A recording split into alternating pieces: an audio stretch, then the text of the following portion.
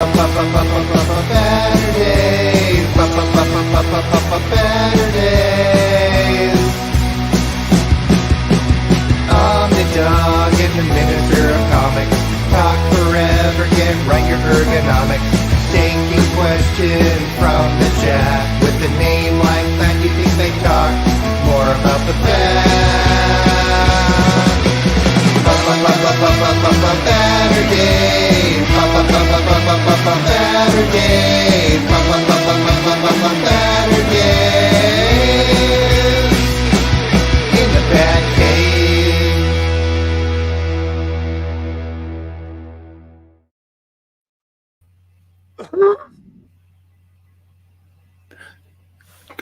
Excuse me, Jess, we're live. We're on the air. Oh. Hey now. It's Omnidog here with Bunk, the Hunk Master B. What up, buddy? Flawless intro. Nailed it. Never lost. I'm in a daze from the previous stream. I still haven't come down from it. I'm saying, man, I logged onto that thing at 1 o'clock, just being like, okay, just a little casual, let's unbox. And then, I'm watching my kids, I'm running around with them. And I just, I put my son down for a nap. I wake him up and I open it up and I was like, you're still going? And Omar's on it showing off. And I was just like, man, there is no one on the internet with more stream endurance than Jess Bragg. I am convinced of that fact. Right on, man. It's my juice. It keeps me going. Yeah, baby. Oh, we already have some compliments. Look at these guys, from the guy with the cutest Neapolitan French Napoleon mutt track or whatever it is. I called it a beagle, and Daniel got mad at me. I was going to say, he's got the fringe on the ears. Beagles are like very cropped ears. I didn't pick up on that. You're very observant, and Larry agrees. That Bunk boy is pretty good. I'll take it, Larry. Bunk, the master of noodles, is live. Are you famous for your noodles? I am not famous for my noodles, but Spooey, who is going there, and by the way, is a master archivist. If anyone has never checked out Spooey's channel, basically, if it ever existed on the TV or any site of a lot of G4, a lot of video game content that would have been lost to time, Spooey has preserved and has put up for free watching on his channel. So wow, I don't think I knew that. Yeah, and Spooey is also a master chef, loves cooking, and today is the Lunar New Year.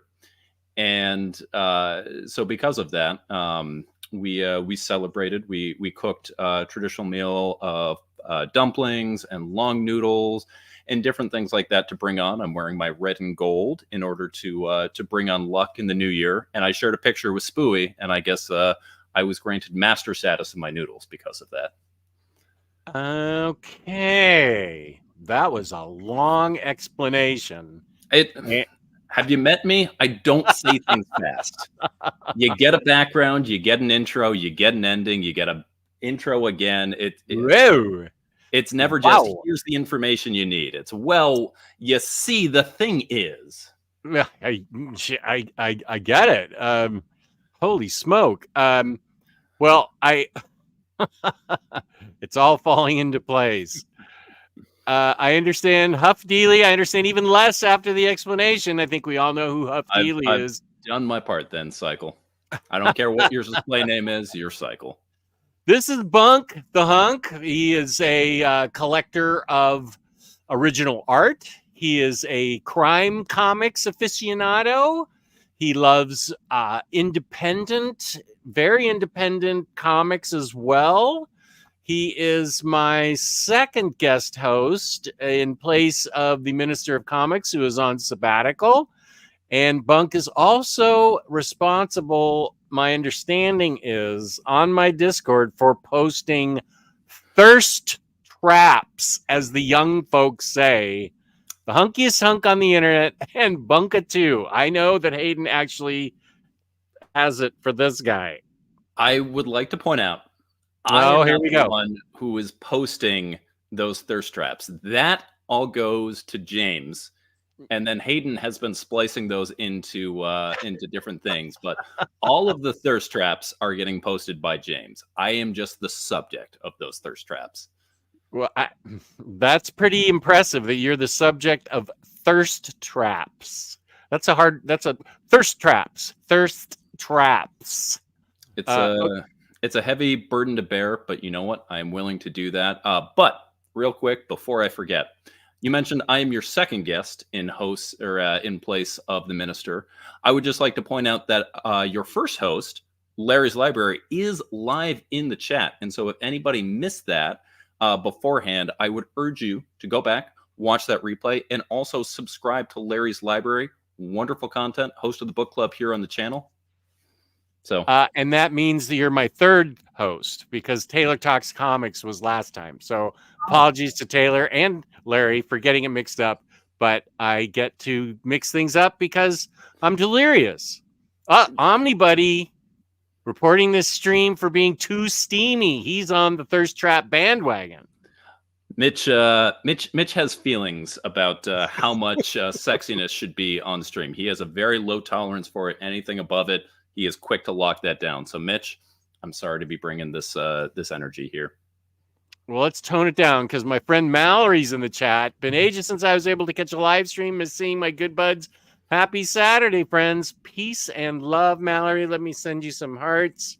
Mallory, my fellow lover of sloths, we had a wonderful conversation about how I have my son Milo is the fastest sloth on the planet. That's right. That's right. Well, it's good to see Mallory because it's been a minute, and I'm glad to see you. Chris Brogan's here. Doc Elevator. Master 25. Hey, yo.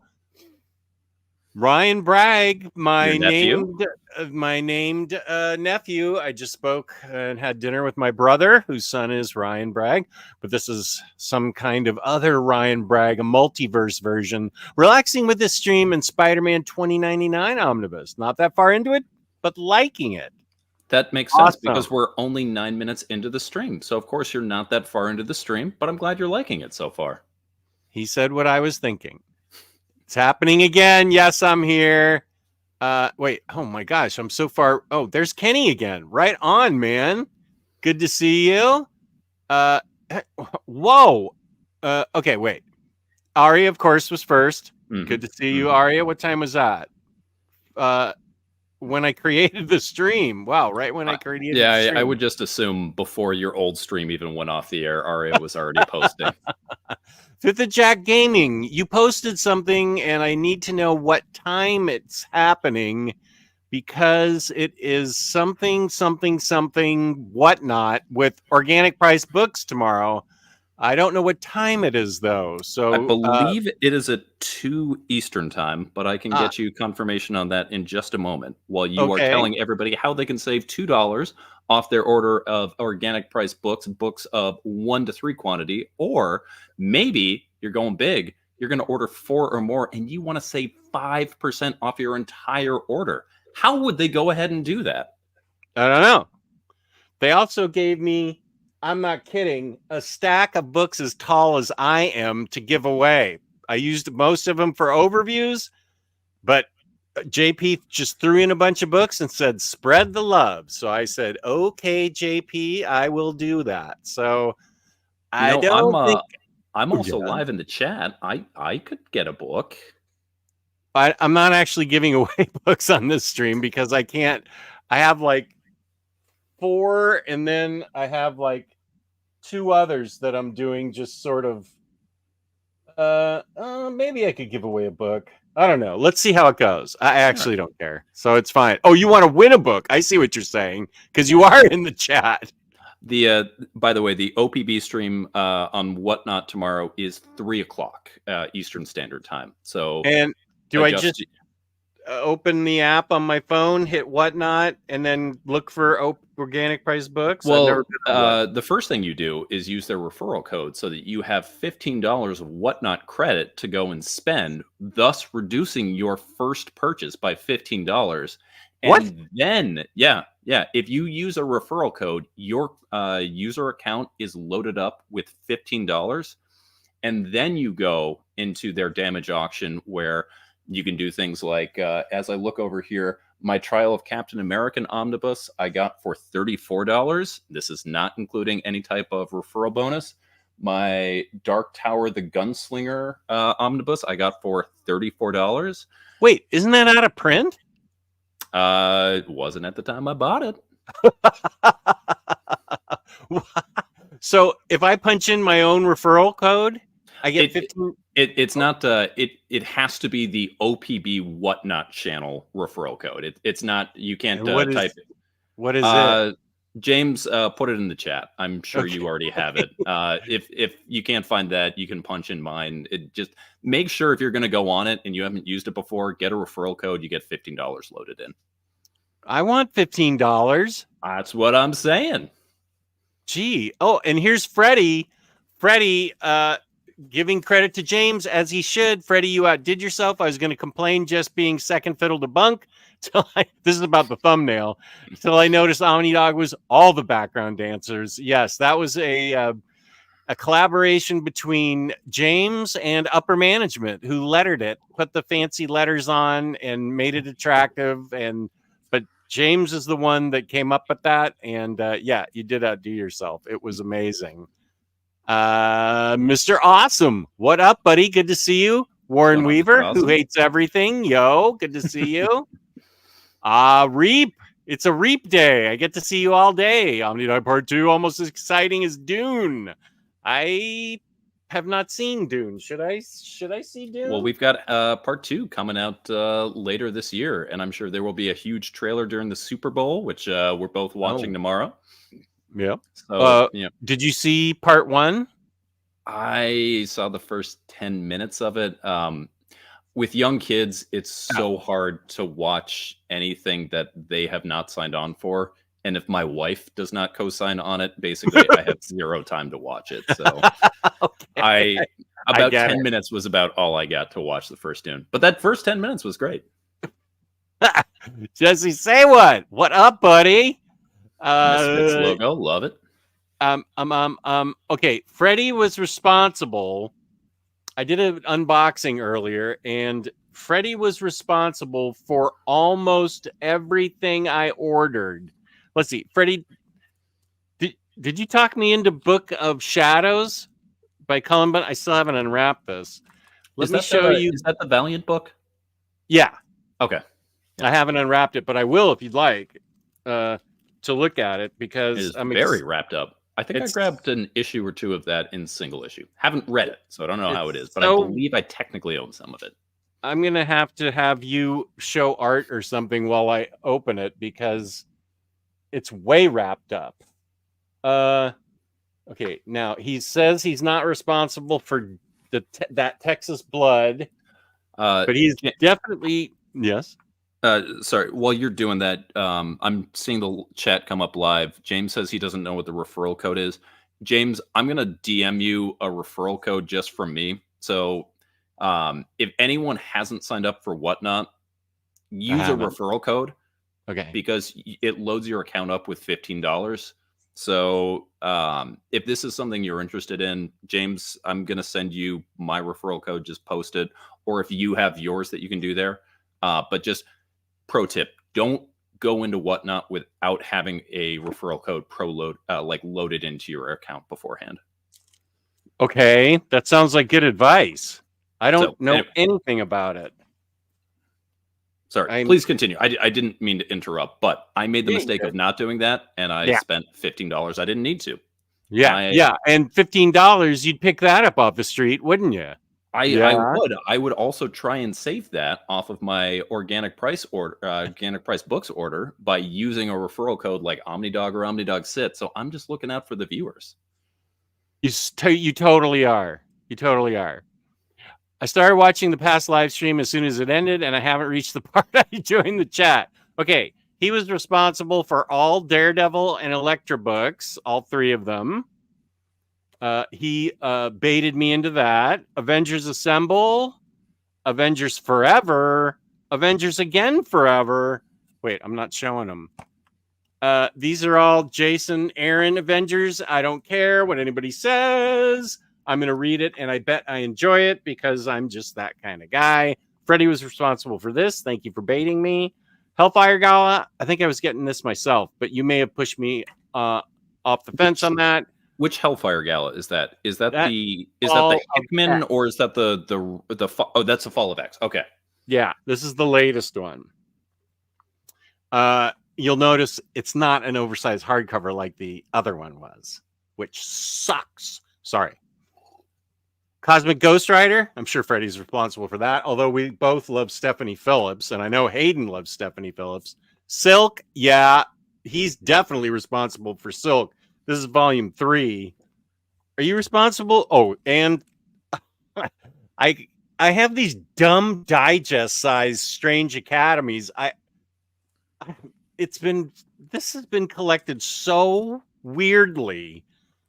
It first came out in digest size, then I think it came out in trade paperback size, then that ridiculous oversized hardcover that everybody bought thinking it was 1 through 12, and it was just 1 through 6 in color and 1 through 6 in black and white.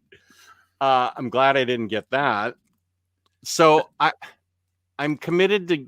I mean, this finishes it for me in digest size, but congratulations. That means it's getting an omnibus and I will buy it. That's like the same problem I have with Wind Through Boom. I love Wind, but there is not a good way to get that collected. It's either get it full size in the single issues or get the the digest size that's like that. You're exactly right. And Wind has fantastic art, just like Strange Academy does. Wait, fantastic art? Wind? Hold on a second. Oh, do you know something about art?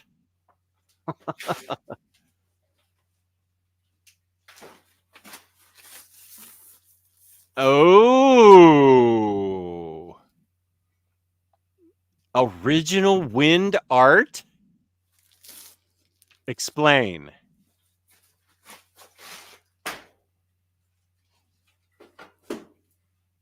Okay, well, now it's me.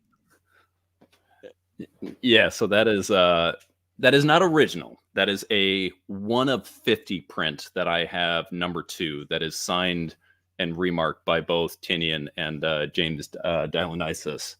So it's not the original, but it is 1 of only 50 copies of that particular print, and I adore that print. And where did you find that? I found that at a particular art representation group, which is imploding at the moment, so I will not say their name. I've read about that. Yeah, they used to represent Michael Dionysus and a lot of artists. I think I read about it in the Discord, including our beloved Zoe Thorogood. And actually, I have, because of that, I have met a number of the people from that group. I am pictured with some of them. Some of them have taken videos of me, and For what purpose? You know the video of me and Zoe with the sweet potato. Yeah, so that was the old GM of that particular group who was like sitting there with her and just like noticed that we were going back, and so like he just started recording. So okay. But yeah, I think I read all about that in the Discord. That's disheartening for those artists. That must be kind of scary. Yeah, I will not say who, but I have had discussions with an artist that is formally represented by them, and it's not a great situation. Yeah, they sounds are terrible. Yeah, part of the reason why I'm an original art collector is because I want to page. Everybody knows, like, page rates, unless you are a top flight artist, are very, very low. It's very hard to make a living in comics, whether you're a writer, whether you're an artist, especially if you're a letterer or anything like that. And so, as someone who's a great lover of the medium, I like to try and put that support to it. And then finding out that when you think you're helping out the people that make the things you love, and it's not going to them, it's not a great feeling. So you support the artist that is awesome. That's the idea. Yeah. Right on, Kenny. New Spooey has a new sub from Larry. Spooey, like it is a treasure trove that is on Spooey's stuff. Like it is absurd the amount of stuff that he has preserved, and literally that is the only way to find it these days. Original Art Crimes is an amazing confluence of interests for Bunk. I mean, that was sent many times beforehand, but we kind of just talked about Original Art Crimes just coincidentally. Yeah, actually we did. Yeah. James says, Bunk, how many super chats do we need sent in for you to give Hayden what they want? Not really sure what that's referring to, but hold on, I need to go check on something real quick. James Abel, more like James N. Abel. Good one, Omnibuddy. I already have what I want. I'll save that one. As my co-host gets ready to give the people what they want. There we go. There it is. Sorry, what were we talking about? I needed to go just check on something real quick, and I'm glad you could make it back. Oh yeah, I'm glad to be here. I just here to make sure that the people get what they're looking for. I appreciate that. Not only artists, but you look out for the viewers. I look out for everybody. I want to make sure that people get what they want in general. Well, you just got another subscriber. Kenny subscribed. I appreciate that, Kenny. I am Marcella's back. Good to see you. Very close to 600 subs, which is very weird to me. But that we're almost there. I think of myself as like a 100 sub channel, and like that's kind of the territory that I occupy. So think of yourself in an auditorium and 600 people are sitting there wanting to hear what you have to say. That's a lot of subs. It is. I do a lot of when public you think of it that way in my stuff, and so like I get energized by like more and more people there. So like that's actually like more exciting to me than it is like, holy cow, it's like 600. It's like, yeah, 600. Let's go. Let's tell these people what they want to hear. Absolutely. Thanks for the free channel plugs, by the way. And Larry also says thanks. Nice. Now, here's a great question. I have my Omar box, and it turns out Omar has a secret comic drawer of shame. And Doc Elevator wants to know, do you have a secret comic drawer of shame like Omar? So in my earlier days, absolutely. I mean, like, there's no one that didn't have that under the mattress thing. Yeah. I honestly, I don't think I do, and I think a lot of that is just because I'm a married man. It goes without saying, but also I think sort of the age divide between you, Omar, and I sort of lends itself more to sort of digital options there. So I think anything that would have ended up in a drawer of shame was converted long ago. So got it. Can't say that I do have a physical drawer of shame. Wow, you got around that one like an expert. Here's Larry's library. Thank you, James. Everybody go check out Larry's library, and while you're there, check out the review he did of one of my top 10 books of the year last year, Cosmic Detective. Larry was on the Kickstarter for that. He was super early on it. Love that book. Go check it out. Larry has great things to say about it. I also was on the Kickstarter of that book, and now I can't find it because I thought I put it somewhere and it's not there. So I want to read it, but I know I haven't sold it. It is not a Stumptown Excalibur 1 type issue. It's in this house because I remember shelving it, and I will find it. I'm going to find it because I've heard it's awesome. In you. It is excellent. You will love it. Awesome. Sazmurph, who came up with the hilarious idea of giving away New Warriors Omnibus 1 when Omar was in the show. I wish I had thought of that, Sazmurph. That was a great idea. Read a fact about sloths that they can hang onto a branch even after they die. Actually, I probably shouldn't have really highlighted that. I would say that that's talent on their part, that they are so dedicated that like not even death can stop them from their Okay. ultimate mission of chilling on a branch. That's cool. So I like that. Yeah. I good thought for it had you, gotten Sloth. dark and you have not. You made it nice. Just harnessing his inner Ma T. Do you know what Ma T is? That is not one I am recognizing. Spooey, you've got us baffled. What's Ma T? We will Sherry, probably find out in about 35 minutes. when I catch up. Yeah, exactly. Sherry likes your top 10 vids. Yeah, thank you. Good evening, chaps. Another day, another dollar spent by you, perhaps, on something that I'm helping. That's why you're separating readers from their money since 2017. Yeah. Especially on the Black Cat Omni. I had big success selling that. I feel like Jed McKay, much like Mark Wade owed you $1. At this point, Jed McKay owes you at least $3 on that one. If I see him at a con, I will see if he is as fun as Mark Wade was and get a picture with him. I feel like I feel, for knowing nothing about Jed McKay but only reading his, I bet you he is.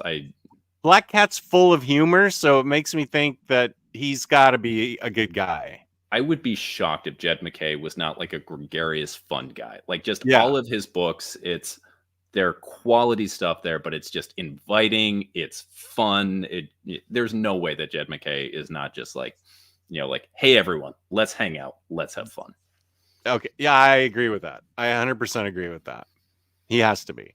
Yeah. Mallory, 2024 is not my year so far. Aw. But the joy these streams give and the power of sloth love is keeping me hanging on. Thank you for Baturdays, Jess and Bunk. Hearts to you, Mallory. Keep that sloth claw strong. Keep hanging on. Yeah, 100%. I mentioned Mallory in my most recent video that I posted this morning at 9 a.m. Mr. Awesome. Mr. Awesome has Becky, the awesome looking wrestler. She has a book coming out. Chris Brogan can't wait to read it. She absolutely does. Yeah, Becky Lynch has her autobiography coming out. She's been talking quite a bit about it. Her husband Seth Rollins has been a huge booster of her. We are a big Becky Lynch household, so yeah, very excited for that. Hope it's good. Right on, man. And his Chris is avatar, or what are these avatars, or that's profile pictures, or profile PFPs. picture. Thank you. PFPs is what the kids call them. PFP, profile picture. Yeah. Okay, Chris's PFP is the variants, which was one of my honorable mention books of 2023. That sentence had Riz right there. Got that glow up, right? They're doing the stream right before the Super Bowl. Is this like the new pregame show? I think they timed it so it's after the Puppy Bowl and right before the Super Bowl. So I think the idea is that with sports gambling being like big, the idea is that you've got your money all prepped to do it, but before you're ready to put down those props as to what color the Gatorade is going to be, you can turn that into tangible value with comic books. And then you can be smart about your remaining money about how long the national anthem is going to be and all those other silly things. Well, I just got to this. This isn't good. Damage control alert. Just found out it got canceled. No Whatnot auction. I just got the sad news. So that's a buzzkill. Well, guys, I've been Bunkmaster B. You all have been amazing. I'm going to bed because there's no reason to do anything now for the rest of the night. Jeffy Nat, how you doing? Oh, look at that cat. Look at them ears. It's so cute. Dune is amazing. Hopefully they stick the landing. You need to watch the first 5 minutes of Dune 1984 to get Dune Part 1. Not even kidding, LOL. A lot of the politics and lore needs an exposition. Holy guacamole, what? Really? Now, Dune 1984, that was who's the guy that did Twin Peaks? David Lynch? Yeah. Did he do? I think he did do 1984. Oh. Okay, Freddie. I don't know that I'm gonna. I need to see Mean Girls before I haven't even seen Mean Girls, so I need to see. Are we that talking about the first. new one or the original? The original one? You haven't seen the original? I know it's a crime, right? How has your daughter not made you like that? Should have been prime watching for your daughter. Kelly should have been all about that. Yeah, I don't. She doesn't talk about it, and I happen to be a huge Lacey Chabert fan, of course, from her Hallmark movies. So I still need to see that. But yeah, I know. I it's all over the place with the musical, and I really need to see it. Here is the Whatnot page. Doesn't even matter anymore, I guess. Nope. What does any of this matter? Freddie says, I showed off Book of Shadows by Bun before you bought Tit. Yes. I think bought it. But well, he's saying Book of Shadow. Yeah, that was the stream beforehand where they were comparing their drawers of shame, Jess and Omar. Try and keep this PG, okay, buddy? Hey, Comic Slayer, how are you feeling? What's up, Chris? Comic Slayer's been down and out with a ripping cold, and it's going on for weeks now. Comic Slayer, I hope you're doing better. I checked in on her. Oh, and Larry's saying hi. I feel like Larry probably has a more efficient way of saying hi to Comic Slayer. Possibly. Whatnot, Bunk the Hunk referral code. Oh, you've got your own referral code. Oh, why don't I have a referral? Oh, because I never go on it. Yeah. Again, if it turns out the stream isn't happening, that doesn't do anything. But again, like just pro tip, it doesn't matter whose code you use. Just make sure if you are going to go on Whatnot, find a referral code and use it, and your account just gets preloaded with $15. Right on. What are you telling me here, Reap? I think those Avengers trades will be in the last OHC. Freddie, what have you done to me? What the hell? Freddie probably sent you those because he's going to get that OHC. Yeah, that makes sense. I know I didn't push Hellfire. I'm so behind on X-Men. Bunk does have that radio voice. Appreciate that. I actually used to work in radio back before that was a dying industry.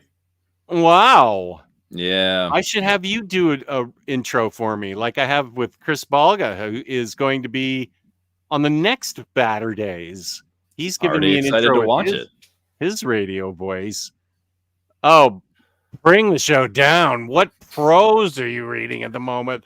Boring. But go ahead and tell us. So as far as new stuff, I am still working through my same James the Spider Moon Witch Spider King that I was doing before, very slowly going before that, and I'm actually doing a reread as my main reading of Lord of the Rings. I'm through the Two Towers right now, but absolutely delighted to be going back through it. I read those before the movies came out, and I hadn't done a reread since then. And the movies have just sort of like stuck so in my brain that it's been really sort of delightful to be like, oh yeah, this is the original thing that I remember, and just sort of like picking out, oh yeah, that is different that way. So that's been really fun. I would say where I'm at, but I don't want to spoil a 50-year-old story, I guess, inadvertently. Oh, were you talking? Okay. Reaper XC, I don't think so. Volume 5 ends just before Avengers Assemble. See, Freddie's still looking out for you. Yeah. Freddie, very active in the chat today. Thank you, Freddie. Huff Dealey talking to Sherry. This is where I read it on the Discord art channel. I did read the whole expose, and way to put that accent on the E there, Huff. That's nice work. Wait, are we referring to Cycle as Huff now? Is this a thing? He has his reasons because he needed to change his name. Yeah, because he got banned off of like everywhere. He just created a new account to like something to do to with avoid all of the bans. But there's something else going on. You can message him. I don't want to talk. He may tell you himself in the chat, but I don't want to tell him there is an actual reason besides being banned on all the channels. I'll just see him at Wade Lagoon, I guess. Bunk says, Zoe Thorogood. So if you watch that video, you will see a video that was shot by the former GM of a certain unnamed art group. That is, yeah. What's up, Uncle Jess and Bunk? Lionheart. Okay. I have been pinging you in the NMC live chat for the last 2 weeks. I need to hear about your experience at the Royal Rumble. Lionheart went to the Royal Rumble. I know. And has not answered any of my questions. So Lionheart, if you are still in the chat, hey, I'm going to bait you. My Nakaror can take you down. But way more importantly, did anyone in person get a bigger pop than Jade? I just want to hear, because the audio was a little weird watching it live and the crowd noise was pretty muffled. So I got to hear. Tell me about that crowd noise in person. He emailed me a whole thing about it. Told me everything about it. And I'm not in the Venn diagram of comics intersecting with wrestling, but I totally respect it, mostly because of Becky Lynch. But yeah, sure. Lionheart, what are you doing? Don't let Bunk down. Lionheart knows I'm excited. Like, Lionheart specifically told me he was going. And then, like, did I get an email saying about it? No, nothing of the sort. Oh yeah, these were comments in the Discord. The one piece of original art I bought got lost in the mail. Zoe's not even sure she'll get her art back, and people DMing her they purchased haven't received it either. Yeah. It is scary. I mean, it's how those people make a living. So, real quick on that, I'll do your name drop. So Ben Templesmith, who I am buddies with, he went through. Wait, no. I didn't know you had your mouth art, but I would have given you an opportunity to use that way earlier. So Ben went through a similar situation years and years ago where he experimented with having an art group represent him. And in the process of going through a not particularly a pretty messy divorce, his now ex-wife ended up with a number of pieces of his and basically just sort of like offloaded them to a art representative and was like, here, sell them for whatever. Some of those pieces are still available for sale right now. He has he cannot have any say in those particular pieces. Those are not legally his anymore. And it was basically just because they were not in his physical possession at the time that they were handed off to an art representative. So things like that are super, super messy. And it's really hard to prove sort of like ownership of a thing like that. And I really hope that people get their art back. But there were stories of Andrew, the former GM, basically going back after he left the company and just like single-handedly grabbing as many pieces as he could and getting them back to those artists. But outside of like individual things like that, it's going to be really tough for people to get their art back. And I just crossing my fingers that the right thing is done here, but it's going to be an uphill battle. It sounds sticky. Yeah. Jewish Dragons, welcome. Jewish Dragons, I think, has a Zoe page too. Oh. Bunk has the ability to absorb energy from those around him, kind of like Rogue or Bishop. I didn't know he could absorb that. I thought he was just like indestructible or something and time traveling. I need to read up on my Bishop stuff. I can't even pronounce this. I read a graphic novel today about this person who didn't get their due pay in their day. Man. Yeah, it's kind of the history of comics. Yeah, I guess so. How do you know the names of these books, Omnibuddy? Huh? Mitch, I gotta say, you're giving off some real horny vibes right there. I have more like shelves of shame, LOL, but not the same kind of shame. I have stacks of shame, shelves of shame, drawers of shame. No, I don't. I do have the box you have of shelves Omar. behind shelves where you pull books out, and then there's the actual stuff. True, that's true. Daniel was also in on the Cosmic Detective, Larry's Library Cosmic Detective review. Everybody go watch that. Up, Comic Slayer setting setting it straight. Larry was not on the Kickstarter for that. That was a Kristen gift. I am so sorry, Kristen. I did not mean to cut you out of that. Mea culpa. I'm so sorry. Kristen setting us straight on that. If only the Cosmic Detective was there to be on the case and find it. Yeah. Sure, Larry. Sure. Sure. Thanks again, James and Bunk. Sorry, Jess, my fact about sloths. No, it's all right. But yeah, Bunk made it fascinating. That is true. Every cloud's got a silver lining. Just got to find it. I don't think I have any shameful stuff. Maybe the Onslaught Omnibus. Marcelo, you need to get working on it. We all need to have secrets that we don't want anybody to see.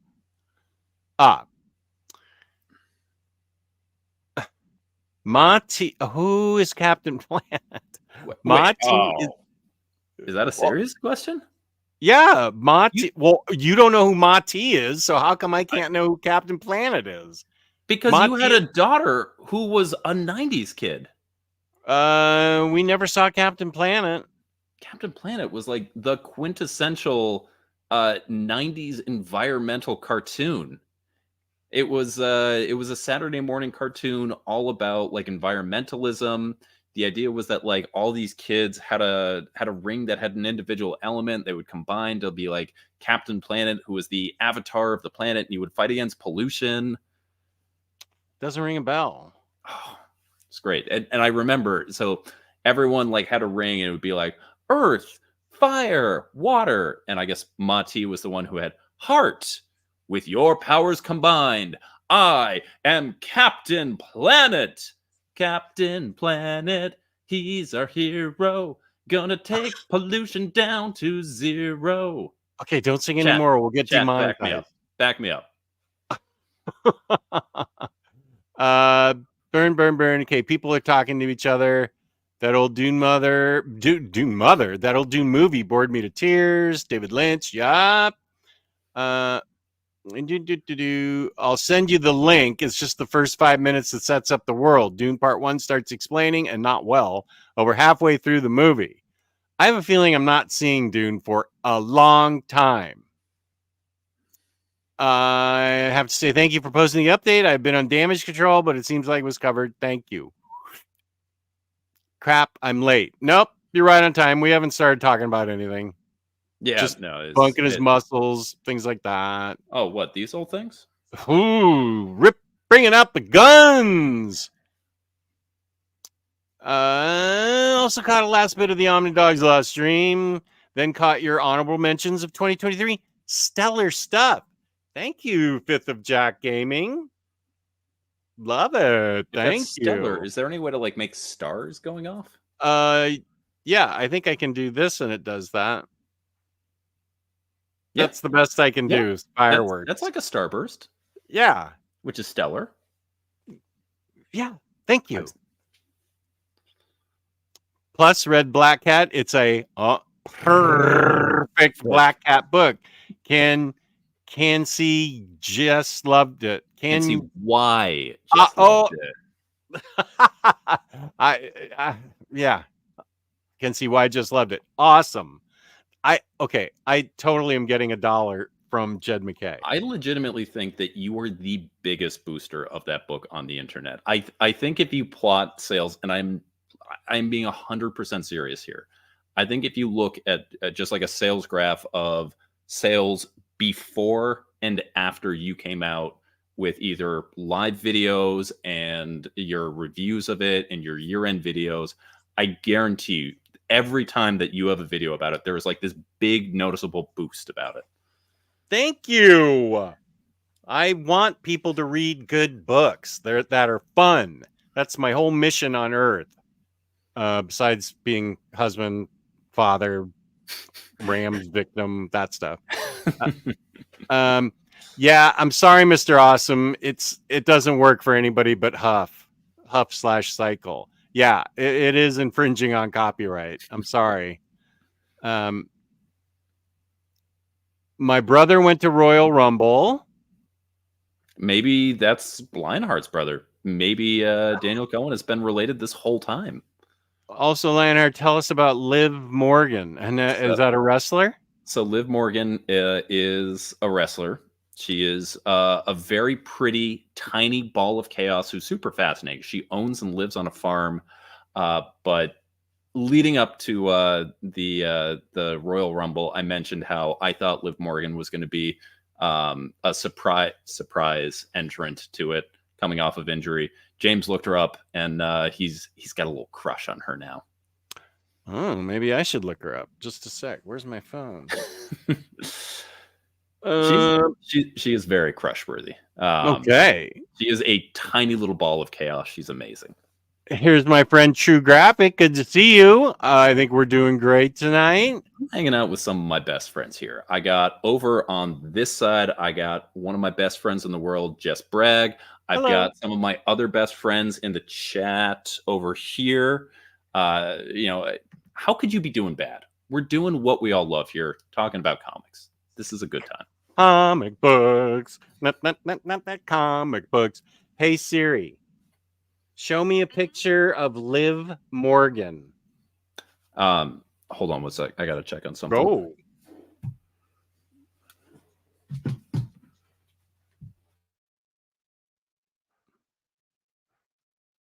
I see. Wow. Okay. She's tiny, huh?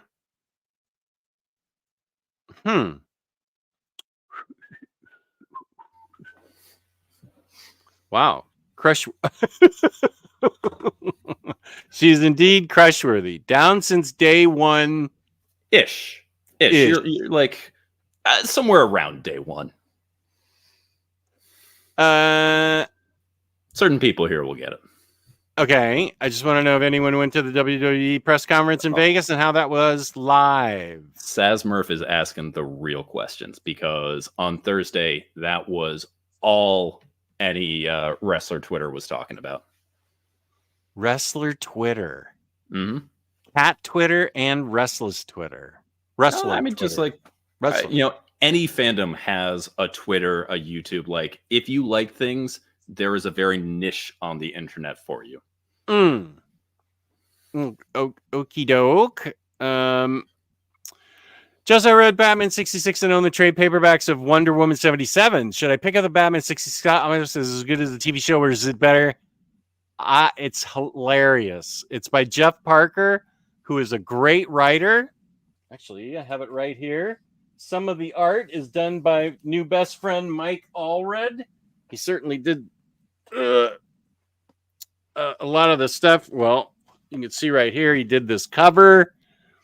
Yeah, they've even got Cesar Romero with the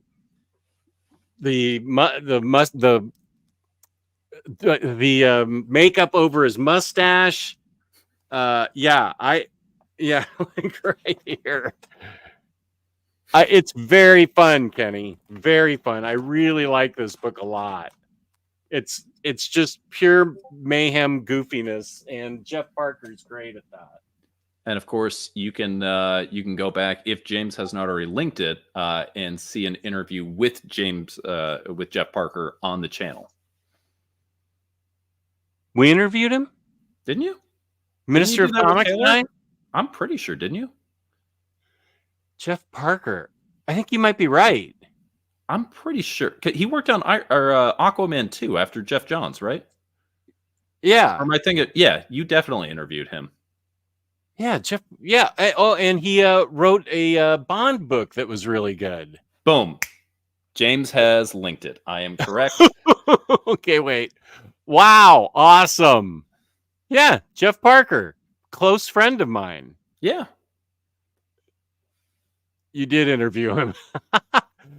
We actually interviewed a lot of people, so don't take it personally, Jeff. Don't worry. I'm looking out for you, Jeff. I remember that interview. Yeah, I just checked. Yeah. Okay. Marcelo said it's getting creepy. Yeah, I know. I just wanted to see what the wrestler was about. You She know?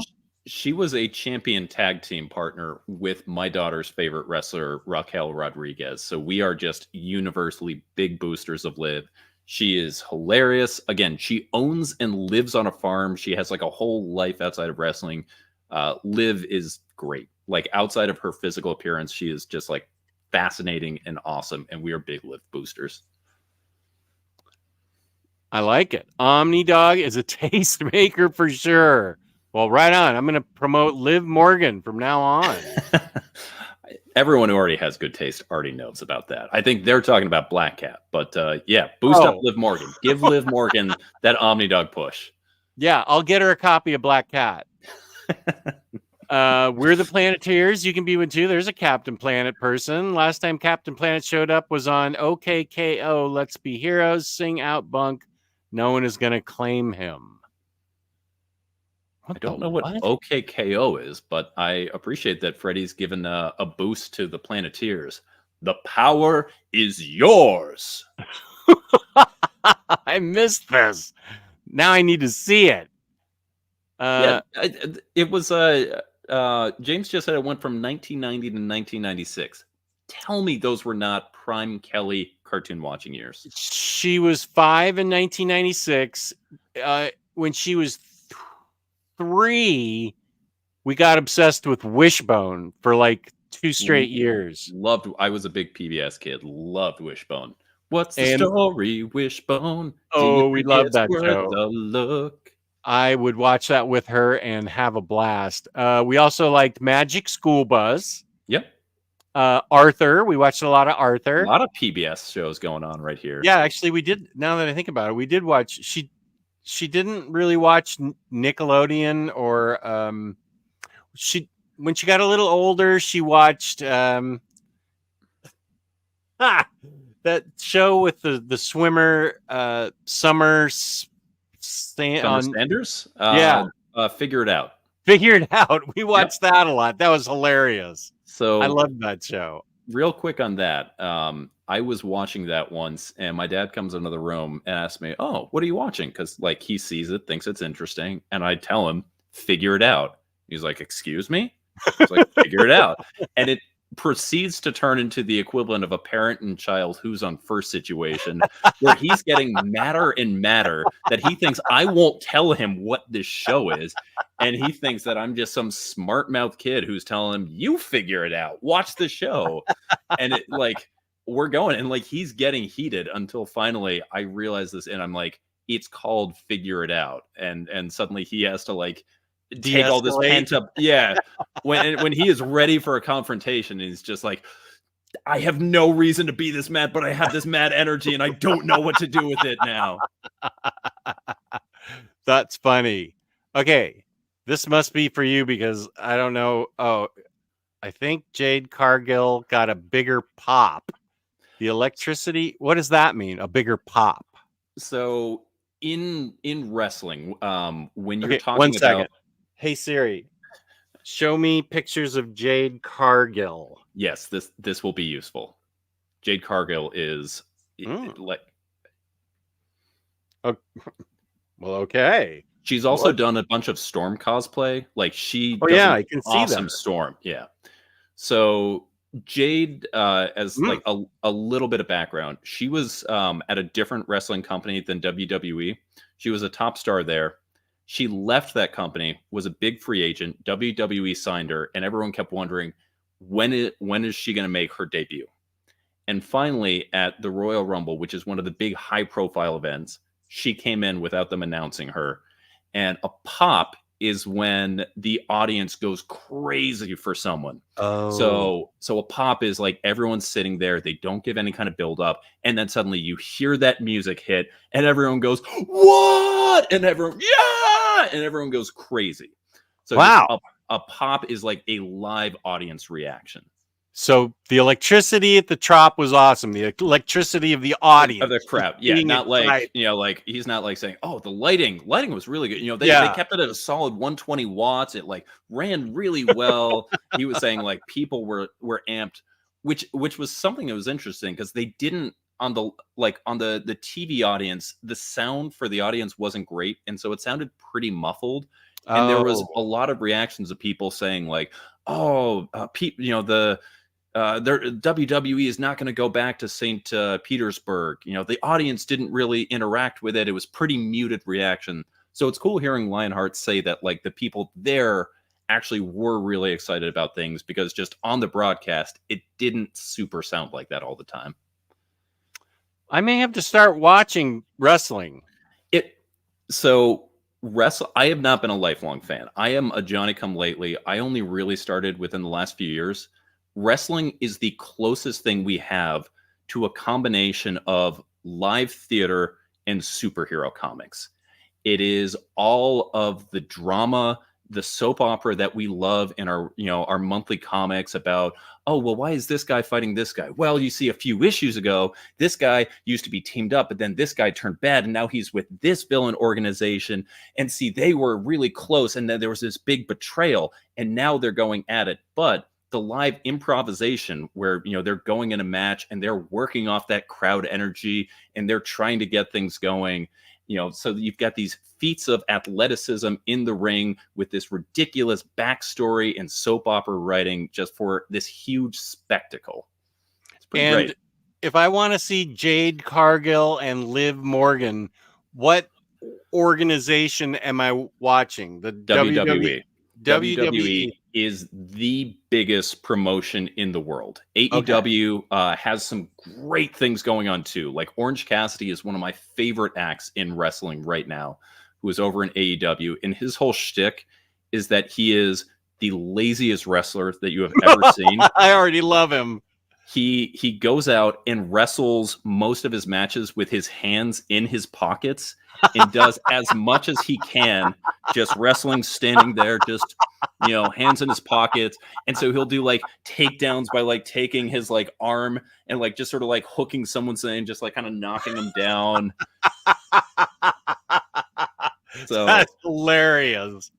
Steve Orlando, by the way, who I know he hosted a panel on wrestling and comics and just talked about how he adores the storytelling there and just the different ways that you can convey a story, and talked about how one of his favorite matches was this wrestler who was in one of the indie promotions called The Invisible Man, who was basically just not a wrestler, where it would be one wrestler doing a promo thing and pretending, oh, they've got me in an arm lock, and just sort of going off of the announcers, oh, the Invisible Man gets him in this and does this. And then the Invisible Man had a sidekick who was also invisible. And then it led to a match between the Invisible Man's sidekick and the Invisible Man where nothing happened in the ring. And it was all just the announcing crew having to carry just, oh my goodness, folks, can you believe this? And he was talking about just like the storytelling that has to happen in there and how he takes that energy and adapts it to his comics, which I thought was really interesting. Well, I certainly loved his Scarlet Witch. That was an honorable mention. I loved that book. That cracks me up a lot.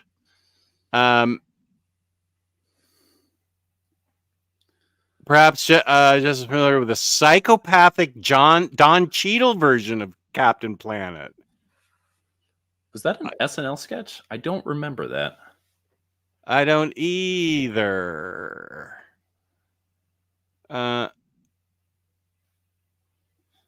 That's right, Jess. Read CW. It's a great book. Wait, CW.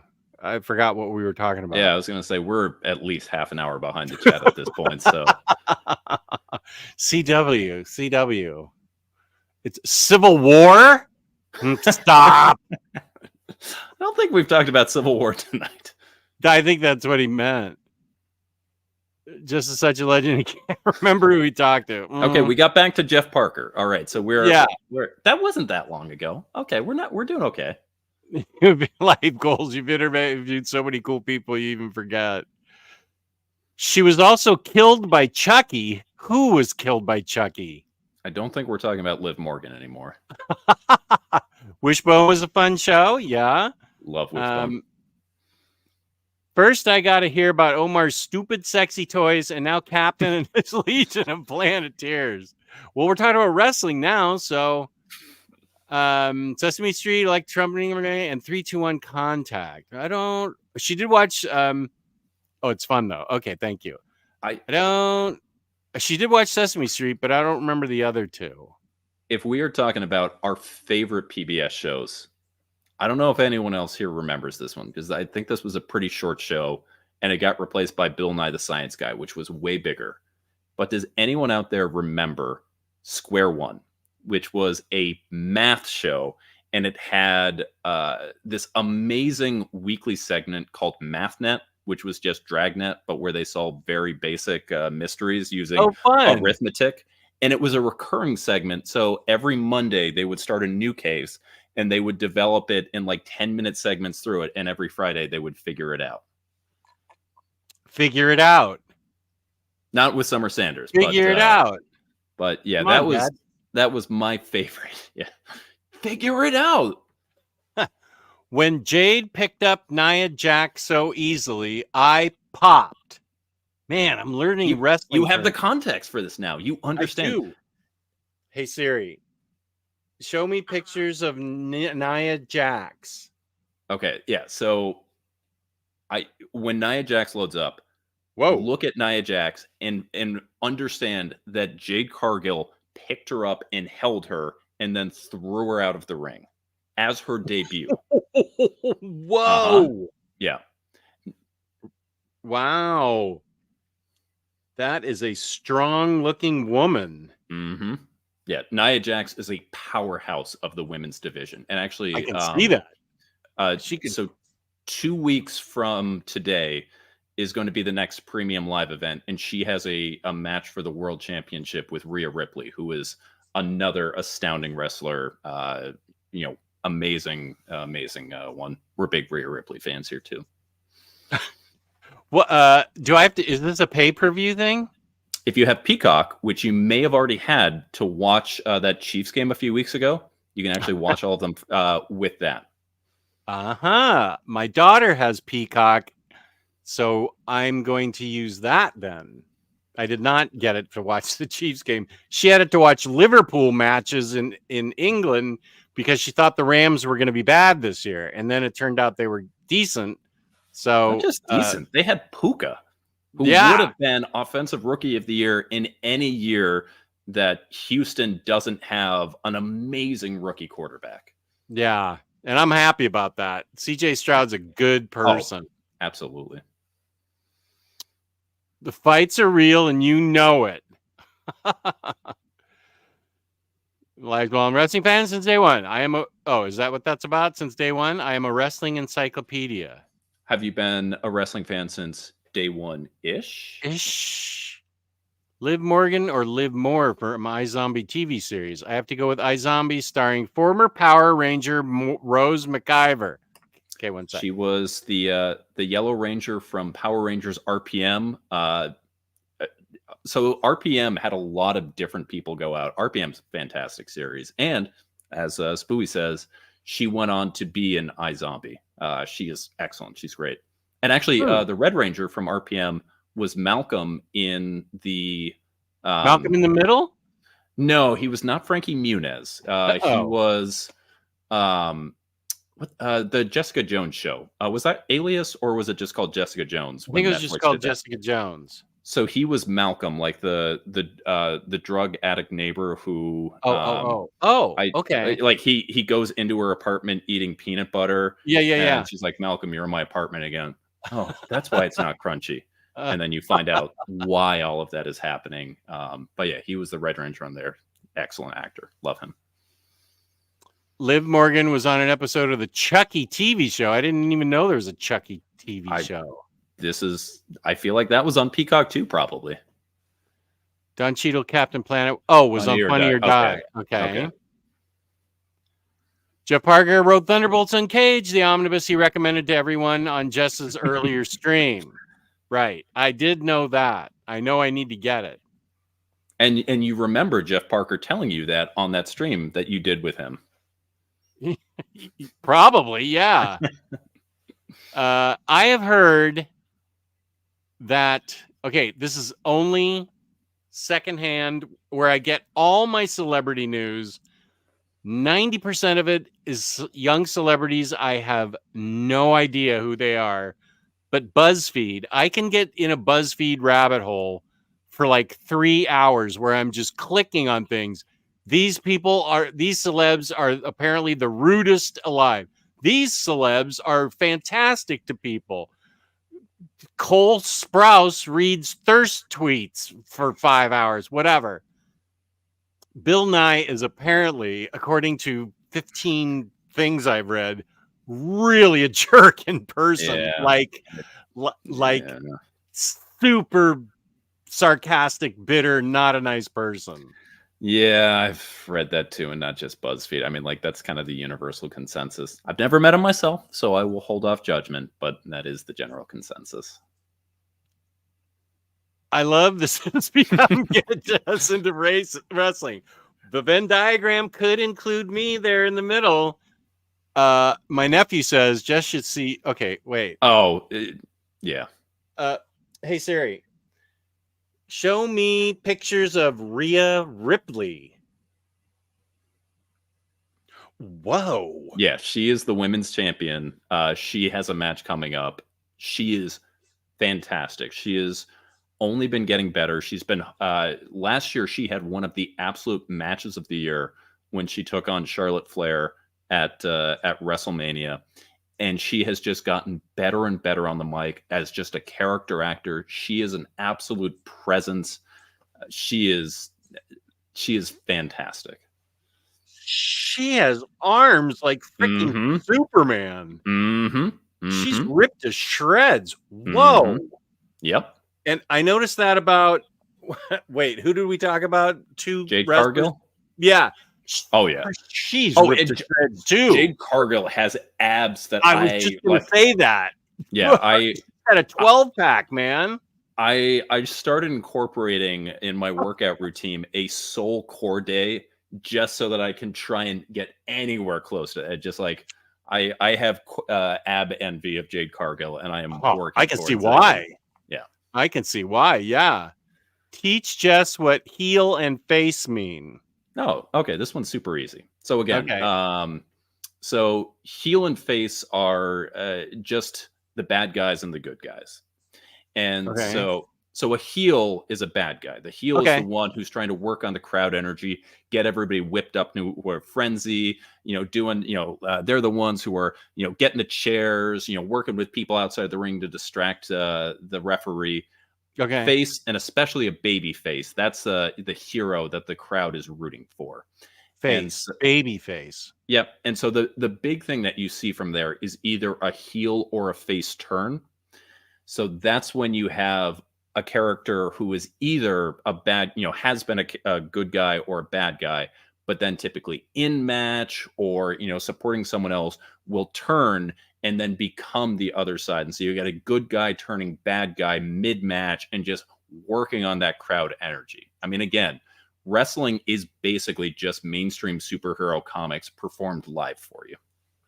Okay, I can somebody message me in my Discord when the next WWE match is and what day and what time, because I am totally watching it now.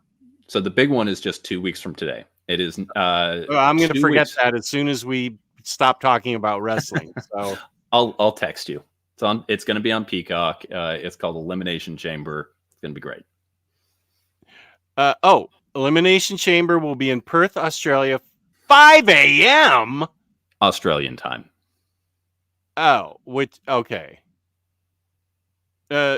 We've got I think we have an Aussie in the we don't have not too many international viewers at this hour, but I feel like Reaper was in here for a little bit. Lionheart, does Elimination Chamber have anything on the books or anything with Grayson Waller yet? He's going to be a presence there, but do you know if he's got a match or anybody else? Sasmurf, I know you've been running down. Rodimus, if you're in the chat. Does anybody know if anything's been announced with Grayson Waller? Love Grayson Waller. Is that a man or woman? It is a man. It is a man. He is Grayson Waller. so he is a heel. So he is an antagonist, and his whole bit is that he is the host of an in-ring like provocateur talk show. And so he is like, so literally, like they will just get like fake palm trees and do everything, and he'll get guests sitting down, and then just, do you remember like Between Two Ferns? That Yeah. it's basically that, where he'll just start interviewing and then just start ragging on people as it goes, and then, but as part of that, because he is the heel, he just gets beat on by the guests as part of their doing it, and he is just so good at taking heat, which is the opposite of getting a pop. Taking heat is when the audience is laying into someone, they're booing. Just booing. Okay. Yeah. I am totally watching this. Now, wait, where do I go to see Johnny Hands in Pocket or whatever his name was? The lazy wrestler. Oh, okay. Orange Cassidy.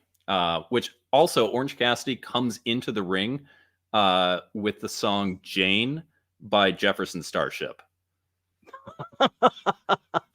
What? So he also bases his character. Did you ever watch Wet Hot American Summer? I feel like that you would have loved that movie if you haven't. I haven't. Okay. Was that with Ryan Reynolds? That was, I don't think Ryan Reynolds was in that. That was who was Ant-Man? Paul Rudd. Paul Rudd. Amy Poehler. Was Ben Stiller in that? I know Michael Ian Black was, like, tons and tons of people who became like huge names after the fact were in that. But there's this famous scene where Paul Rudd, who's like the cool guy there, he's in the cafeteria and he like throws a tray and like food goes everywhere. And like someone looks at him and is like, pick that up. And he just like, oh, and he like moves so slowly, like a little kid being like, oh, to like pick things up and like move it back. And he's got these sunglasses on for that. And that character is who Orange Cassidy kind of based his character on. But so AEW is on TNT, I think. Okay. But you can just watch YouTube. You don't need to like, I'll send you some matches. Awesome. You can watch it like in 5 minutes and get what you need to.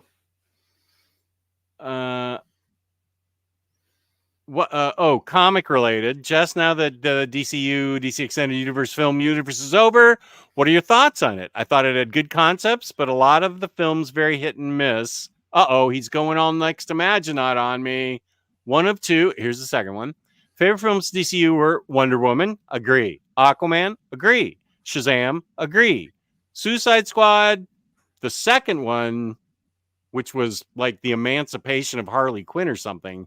I love that one. I love the music on the first Suicide Squad. I have not seen all of the Snyder cut yet. I have a good friend of mine who might watch it with me. Excuse me. I am a fan of the Man of Steel. I like the Man of Steel. I wish I don't want to talk about Batman and Superman. Okay. Martha, why did you say that name? Yeah. I did love Aquaman. I did love Wonder Woman. My wife and daughter loved Wonder Woman. Okay, we've got okay. It's mostly comic talk. I mean, it's not even comic talk. I know what a heel is thanks to Glow. Gorgeous ladies of wrestling. I know. I need to watch this for science. I will watch anything Alison Brie is in. I adore Alison Brie. Oh yeah, I know who that is. She was in Community, Mark Maron. Right? Yeah, she was Annie in Community, and Mark Maron of Mark Maron fame is one of the lead people in that. I do know that name, which is better than any of the BuzzFeed stuff I read. I don't have any idea who these people are or what they're famous for. It's amazing. Heel turn was everyone against Omar in the Evergreen chat. True. I feel like everyone was against everyone else in that Oh, chat. Everyone was that just ragging on each other's choices, and that was the best. this was all a creation of Crushing Crisis. Peter M. He came up with this idea. He wanted to be a steel cage death match, especially on the one book we picked at the end. Your favorite Wolverine book or whatever. I can't remember what it was. Your favorite Silver Surfer book, I think, was one of them. I can't remember what the Marvel Evergreen one was, but yeah, the idea is we're all supposed to yell at each other. So he's, of course, one of my best friends on the internet. Of course, we all But watched the we love, reorganizing your comic, your X-Men collection. yeah. Wait, let me finish this sentence before I go to that one. And so it's one of those guy things where we love to yell at each other and just have fun yelling at each other. That's the way guys bond. I don't know why, but that's the way it goes. And Peter is so good at that. And if you watch, I'm pretty sure that entire X-Men episode, when he's describing the whole story, I mean, from start to where we ended, all the stories, who was in them, where the books go, I don't think he ever said or He never had a blank thought. He went full on.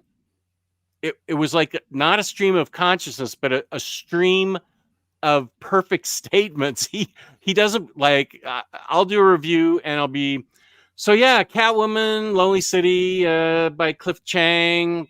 I really liked it. I'm like fumbling a little bit. None of that. Peter M is so eloquent and just it just comes out no uhs or ums, man. That guy is next level.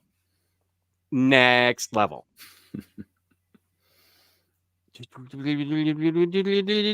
Raw is on every Monday night. Johnny's still here from Finland. Right on, baby. 4:30 a.m. Eastern time. Wait, seriously? All right. You don't need to get up at that point. You can watch the replay anytime you want to on Peacock. Oh, if I can access Peacock, I can watch Royal Rumble, which I am now interested in. And I will say, it started with the Women's Royal Rumble. Women's Rumble this year was excellent. One of the best. Like, if you are just starting with anything, the Women's Royal Rumble, not a bad place to start by any means. That's on Peacock because okay. So all right.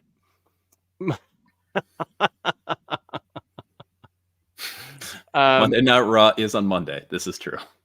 I haven't heard that Grayson having a match at WM.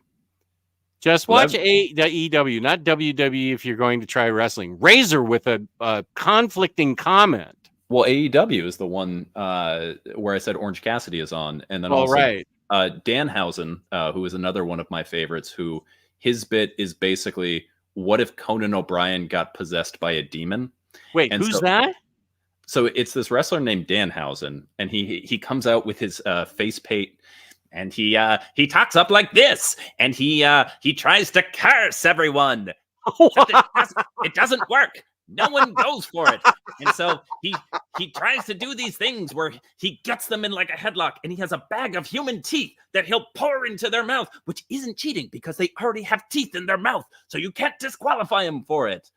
And I could watch you do that all day. You could also just watch Danhausen, who is the character. It's more funny watching you do it, though. Okay, so where do I see Teeth and Bag Guy? I'll send you some YouTube. Okay. But yeah, like for any of these things, I would say don't start with the show. Go to YouTube, watch specific clips, like get acclimated, and then from there watch a show. But like we are in a golden age of access for like watch the characters you want to see. Freddie, oh my gosh, yes, you will love Wet Hot American Summer and the prequels show. No Stiller, Bradley Cooper. Okay, it wasn't. I was wrong about it. Was Bradley Cooper who was the one that was on there. But yeah, I didn't love the Netflix prequel show as much. I thought it was still good, but the original Wet Hot American Summer movie is excellent. Okay, wait, I've got things messed up here. What's happening? Just a sec, because Jess, do you have the Judgment Day Omnibus? Right here. What's your question? I mean, it's still sealed, but I feel like this is just Lionheart setting up for a joke about the wrestling group Judgment Day. Oh, probably not. But where we're coming off of that, just like, do you have the Judgment Day? Oh, you do. Well, then you will love. And by the way, Rhea Ripley is the leader of that faction, the Judgment Day. I feel like at some point we'll talk about comics, right?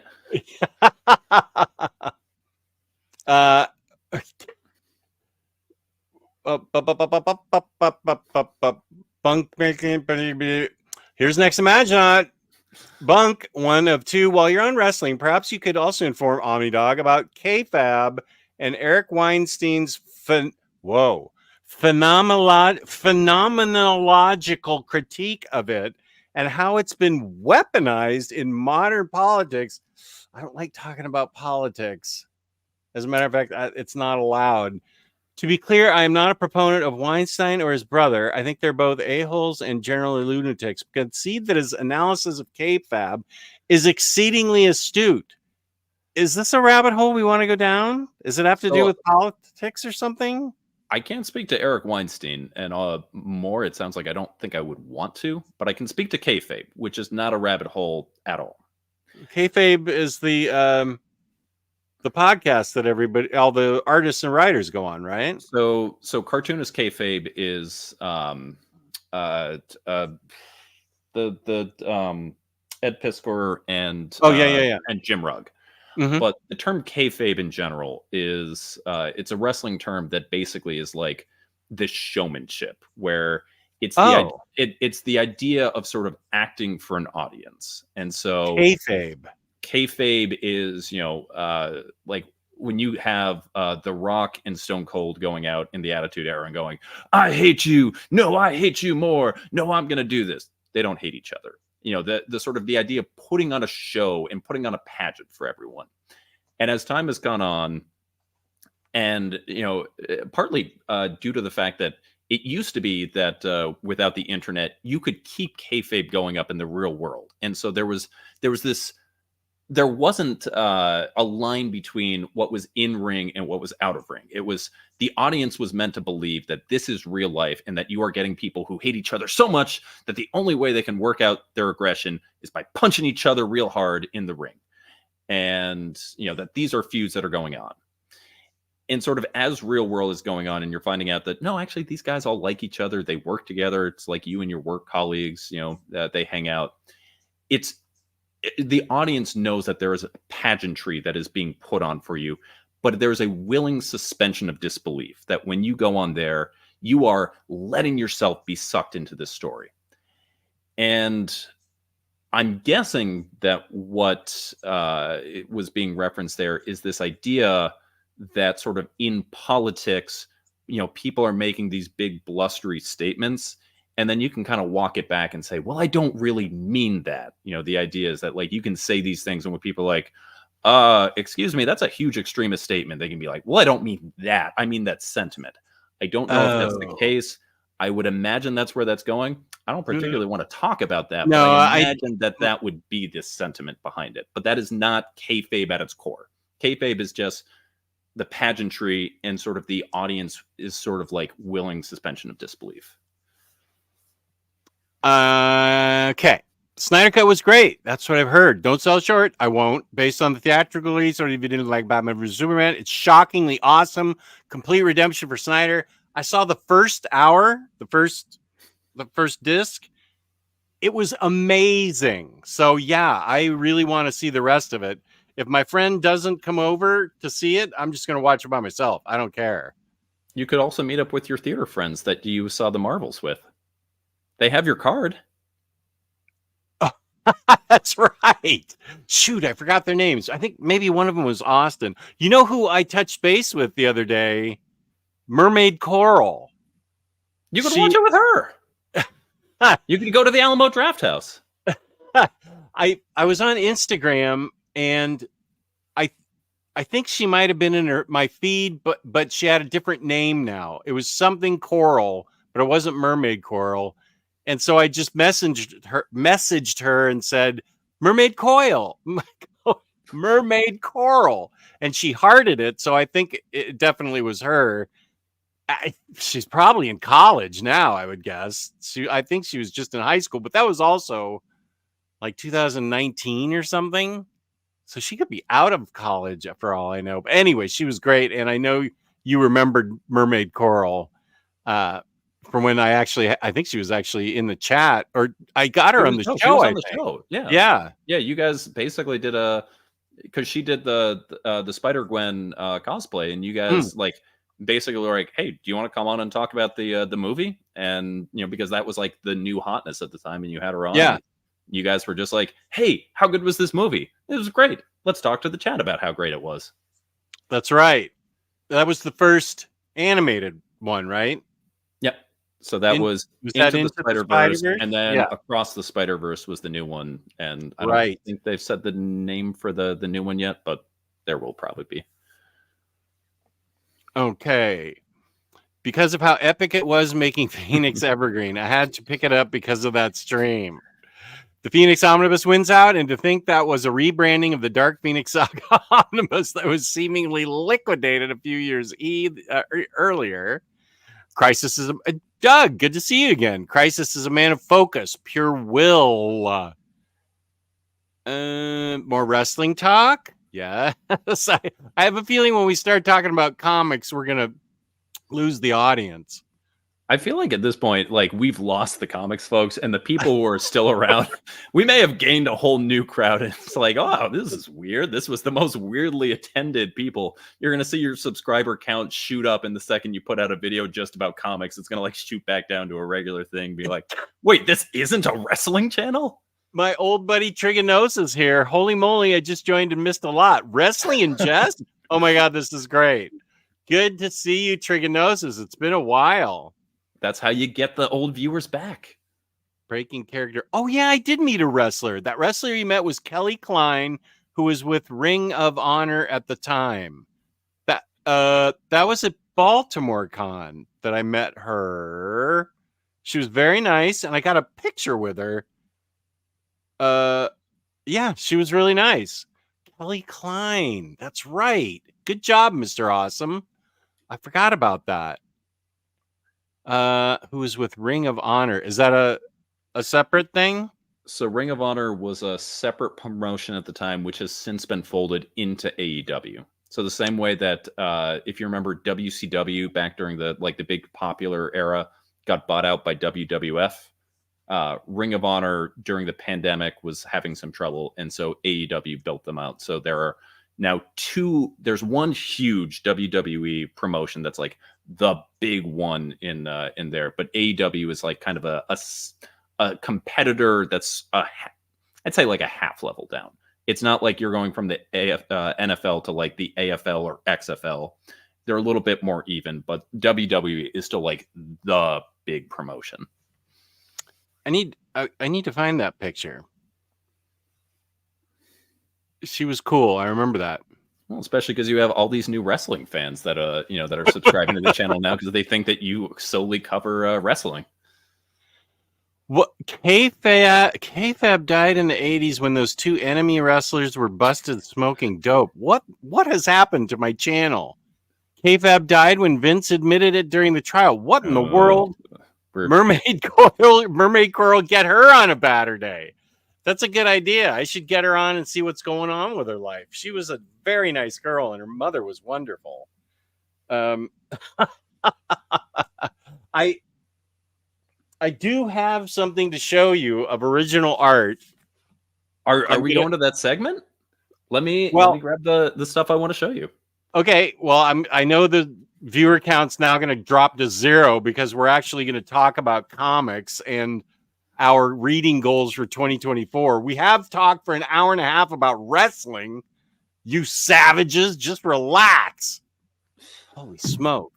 This is a great idea. I should ask her again. Freddie.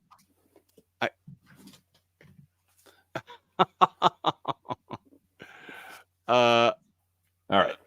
So show me what you got. I want to see this. Okay. So in 1990, wait, it's on the 1993. Evan Dorkin, are you familiar with him? Yeah, we Milk talked and about it. cheese. Milk and cheese. Yeah. Yeah. I remember you telling me you got that and you went, yeah, that's him. I've never read it, but I recognize the name. Well, I bought this and, of course, lost it and then found it when we moved. It was like the last thing that I found when we moved. So I'll cover up. Well, no. Anyway, for $20, I don't live here anymore, so you can go there. It's not my address. 1993, I think it was the Comic Buyer's Guide. That was the newsletter at the time where you found out about everything. This was before Wizard and everything. And unless it was in a Milk and Cheese comic, for $20, he would send you an original piece of art. And I think this is boss as heck. Let me highlight myself. If you don't know Milk and Cheese, you should, because they are hilarious. That's so cool.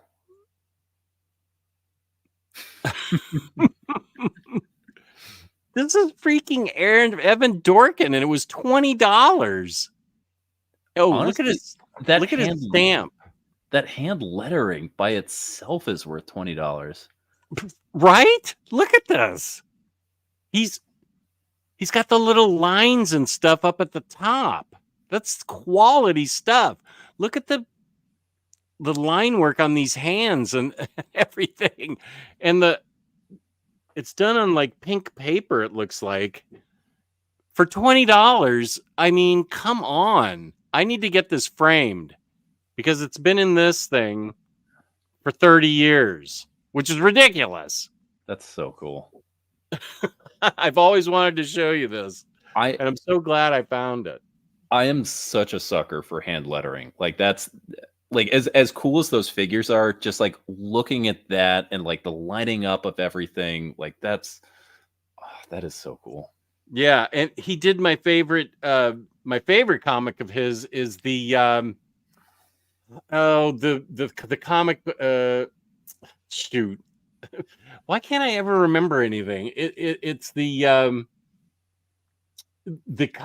club that I have a lunchbox that's full of my prescriptions. The Eltingville Club, where there's like a minister of science fiction, a minister of comics, a minister of collectibles, and they constantly fight with each other, and it's hilarious. The Eltingville Club. Oh my God, that is such a funny book. I'm not familiar with that one. Oh, if Comic Slayer's still in the chat, I think Reed tried to get her to like it, and it didn't go well. I was so disappointed, but I said maybe it's guys' humor, if there's such a thing. So if we're doing sure. Okay.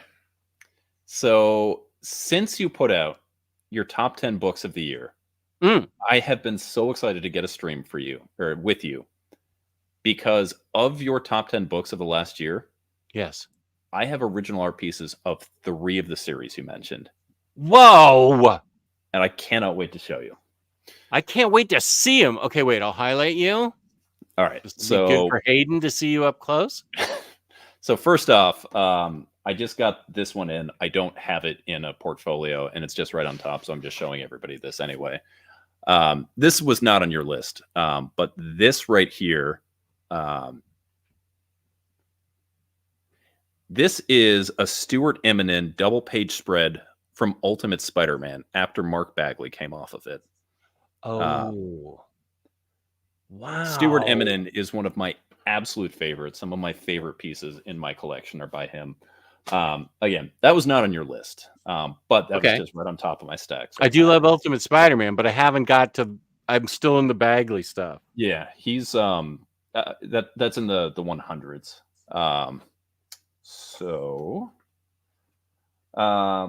First off, you mentioned I want to say it was your number 10 book. It was a little book called "It's Lonely at the Center of the Earth." Yes.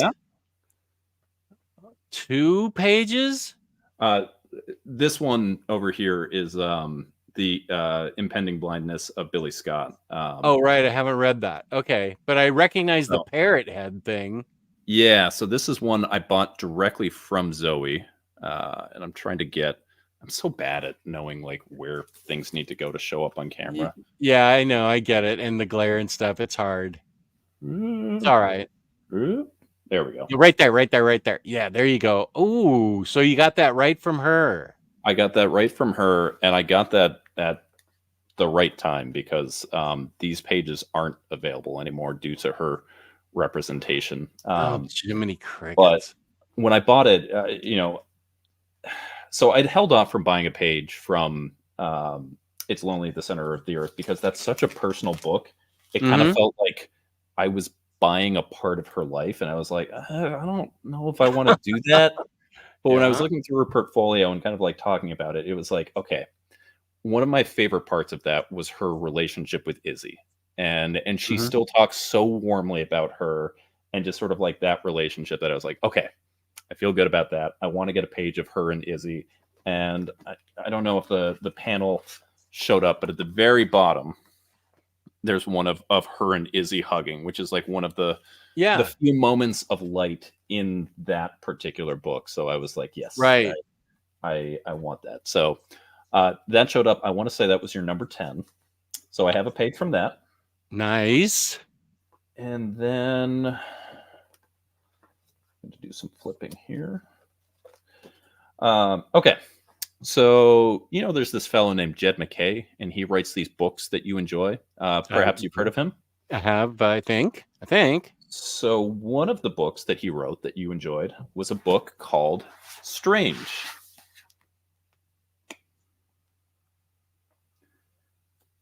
And this is the original pencils from Marcelo Fiera.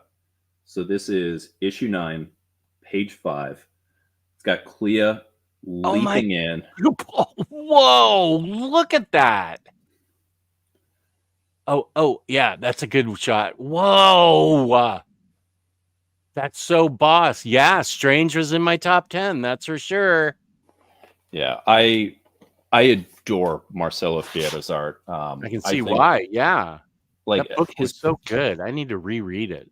And the thing I love too is just like his pencils are so detailed. There's so much that he doesn't need to put that detail into. Like if you look on these in pencil artwork, anything that's going to be taken up with a solid fill gets an X. So you can see like right there on the pants, it's all X's. Oh, okay. Which shows that that's going to be a solid fill. For the colorist? For the inker. For the inker, okay. So a lot of the gradation that you see on those pencils is going to get covered up and doesn't necessarily need to be expressed in the way it does. But that doesn't stop that from happening. Tyler just jumped into the chat, so I'm showing this again. Tyler, I'm showing some of my favorite art. Tyler Blunt? No. My buddy Tyler Smith. Hi, Tyler Smith. Do I know Tyler Smith? I mean, everyone should know Tyler Smith. Tyler Smith is just one of the best people in comics. What the heck? Why don't I? Tyler's been here forever. I always shout Tyler when he's on a stream. What? Does he have a channel? No, he's just a good dude. Oh, okay. Well, welcome, Tyler. I'm glad you're here. I'm sure I remember you. And then one last page, because I said I had 3, and right now we're only at 2. Yes.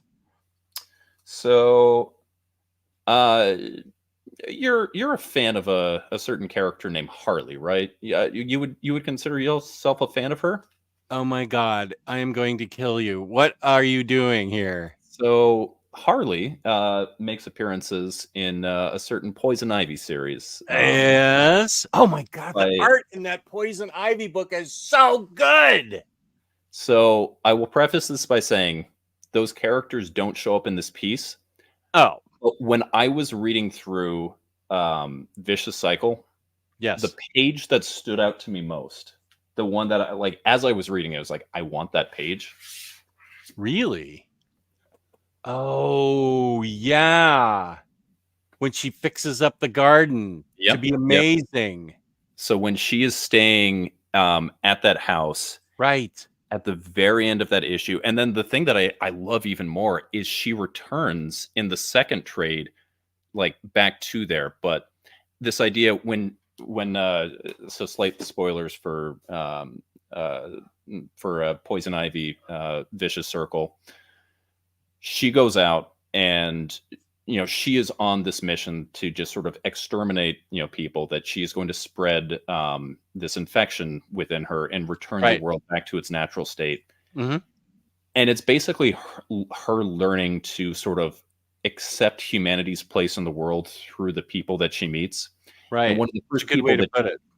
Yeah. And one of the first people that she meets is this woman that she stays with. And while she's there, she's, helping to, to garden and, reclaim this dead area that this woman has tried but failed. It's full of junk. Yeah. Yeah. And barren. Yeah.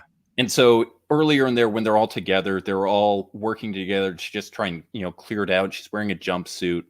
And as you see, in that last shot, when she finally says, that maybe there's something, this whole humanity thing, she goes back and she just lets this area bloom. It's reclaimed by this lush gardenscape. And the thing that I love about this page in particular is just the way that Takara uses a variance of brushstrokes.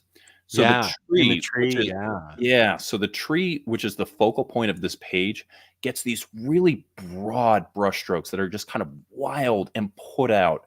And then around it, you get these very fine defining lines, but you get just a variance of styles between this sort of fine detail of the flowers and the grass that's coming up and just this really sort of like deep push broad line where it's just sort of, running out and going. And as I was reading it, I was like, that is a show-stopping page. And I mean, like you can see right there, like the character, that's what it's supposed to be. Yeah. The character is, her coffee is splashing. She's going, what's here? And I couldn't believe it was still available. And I was very happy to grab that one. Okay. You set out to find that. You said, I want this page of original art. Mm-hmm. How did you come to acquire it? So, Marcio Takara, the artist on that particular series, is represented by Felix of Felix Art Group. I've heard you say that name before. Yep. And so I went onto Felix's listing where he has the available pages there and just happened to see that was one of the pages, I think because it doesn't have Poison Ivy or Harley, and it wasn't sort of an impact page that most people were looking for. Yeah, I was just like, sweet, this is here. Like this is the page I want, and most people have passed this over. So it was also available for like a ridiculous price for what that piece should have been. Would you mind? I don't want to ask you on the air, but could you in my Discord send me what you paid for that page, just so I know? I can just say here. Oh, okay. What'd you pay? So that page was $180. Whoa, that sounds dirt cheap to me. So most of the non-Harley, Ivy pages on there were somewhere like 200 to 300. I think just because that was a landscape page, it was even below that. But yeah, 180 for sort of a high profile series is pretty low. Like I have a number of pages that are less than that, but as far as like a high profile series from that, like 180 is a pretty low amount for that. And you really wanted that page. That was a page, like that was one of the ones that I stopped and was like, is this page available? Yeah. That is so interesting. I can go to my portfolio and pull out I can't remember if I showed the variant cover. Somebody in the chat may know. I feel like I may have showed before the original art I have for the cover of the new Stephanie Phillips Harley Quinn series. It was, I believe, issue 1, and it was a variant by an Italian artist, and I'm not sure how to pronounce her last name, but it's Zoe, Lacchei. I don't even know Italian. Leccia. Zoe Leccia. I don't know. And it's Harley and Poison Ivy on the cover. Have I Does that ring a bell at all? Do you think I've You've shown that mentioned before? piece. I don't think you've shown it here before. Anybody? Have I shown it? Oh, I have. I do have some Reed art. I got Reed art. I got a freaking vinyl from Reed. Yeah, baby. I've got Reed books on my bookshelf behind me. Yeah, I got lots of Reed stuff.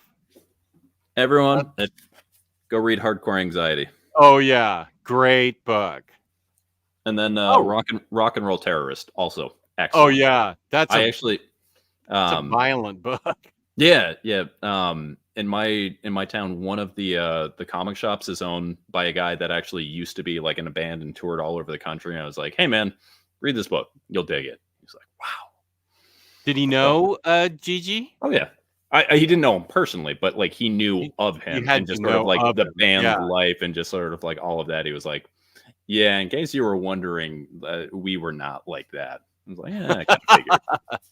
Oh, Raid Chancellor is in the chat. Way good. Good to see you. There's a lot of huff. Great page. Nice. Raid says Zoe is just a walking meme 90% of the time. The other 10%, she's a walking comic, but genuinely hate that she has had to deal with all this blank drama. Yeah, I bet. Yeah. Reed and Reed and the Comic Slayer, name drop, are good friends with Zoe. Evening all, reason pose, Max be so jolly. Come and listen to a story about a man named Jed. Blah blah blah blah blah blah blah blah blah blah. Oh, nice imminent DPS. Double page spread. Got it. I just got my first page from him. Jewish Dragons. Yeah, lay it on me. What'd you get? Yeah, tell us. What'd you get? Jewish Dragons. Liz also had a Harley Quinn vibe back when she was with Riot Squad. What is happening? He's Mr. Awesome is talking about Liv Morgan.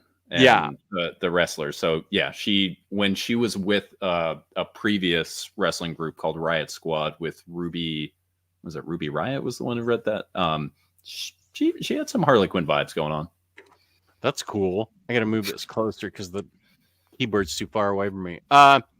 Yes, Comic Slayer says, I never read Eltingville Club. Thankfully, Reed says, I tried to get Comic Slayer to read Eltingville Club, but she said, ain't no one got time for all those words. Next Imaginaut is like Deep Thoughts with Jack Handy, but instead of joking nonsense, it's actual deep thoughts. Next Imaginaut is a deep thinker with an amazing vocabulary. Okay, there we go. Love Next Imaginaut's comments. I liked Evan's work on Bill and Ted. Clearly, Jess's favorite Evan Dorkin comic is Bill and Ted's excellent comic book. A lot of Evan Dorkin love in the chat. Eltingville Club, the pride of Staten Island. Nice.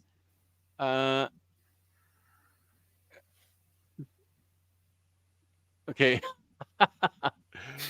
Alexa Bliss. Alexa Bliss is another wrestler. Okay. Uh-oh.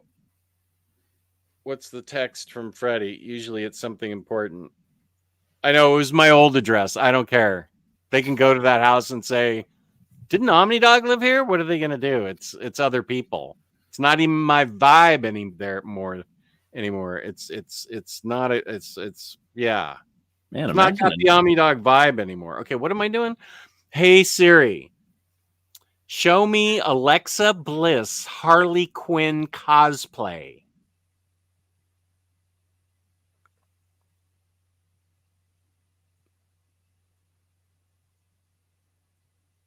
Oh. Yeah. Who's this? Alexa Bliss. Okay. She does have kind of a cosplay. Okay. Yeah. Whoop. Oh, I'm going to Instagram somehow. I mean, if you're down this rabbit hole, you might as well look up Becky Lynch Siren cosplay. Is that gonna?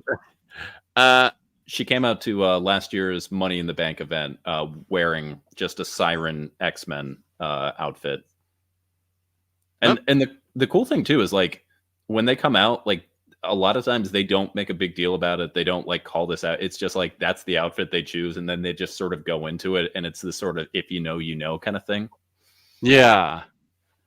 No, that's we're talking about the Milk and Cheese Evan Dorkin. Milk and Cheese. Yeah, no, it's real. No, Milk and Cheese are two completely different people. You have to read it. All they do is beat up people and things and cause ultimate chaos. Well, I think what Spooey is saying is that cheese is, by its definition, milk that has aged and had its proteins denatured. So, well, you tell cheese that and see what happens. Milk and other form of milk. Cheese will beat you up because you're saying he's just milk, because milk is a separate character. Some of that feathering reminds me of Kyle Baker's lines. I love Kyle Baker art. Should I send the new owners a delicious snack? Well, they did give us a lot of dosh for the house, so we did appreciate that. But no, I don't think you need to send them any food. Nice. Dorkin, love Milk and Cheese. Nice.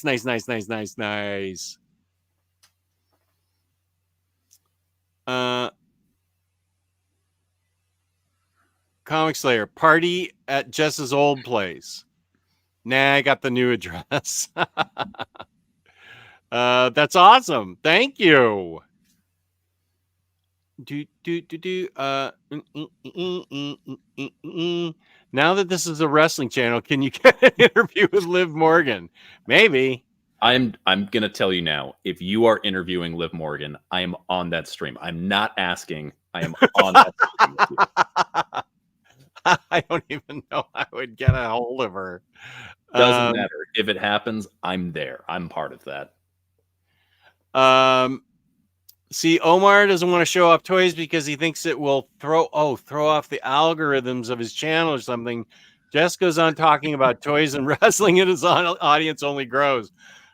I knew there was a huge Venn diagram of wrestling and comic readers, because when it comes up on any show, Omni Bros or my own channel, anything, boom, the chat is just filled with wrestling comments. So I know that they love a lot of comic book readers love wrestling. Again, wrestling is just live superhero comics. It's all of the soap opera. It's all of the dramatic betrayals and everything like that. Yeah, it's my old house.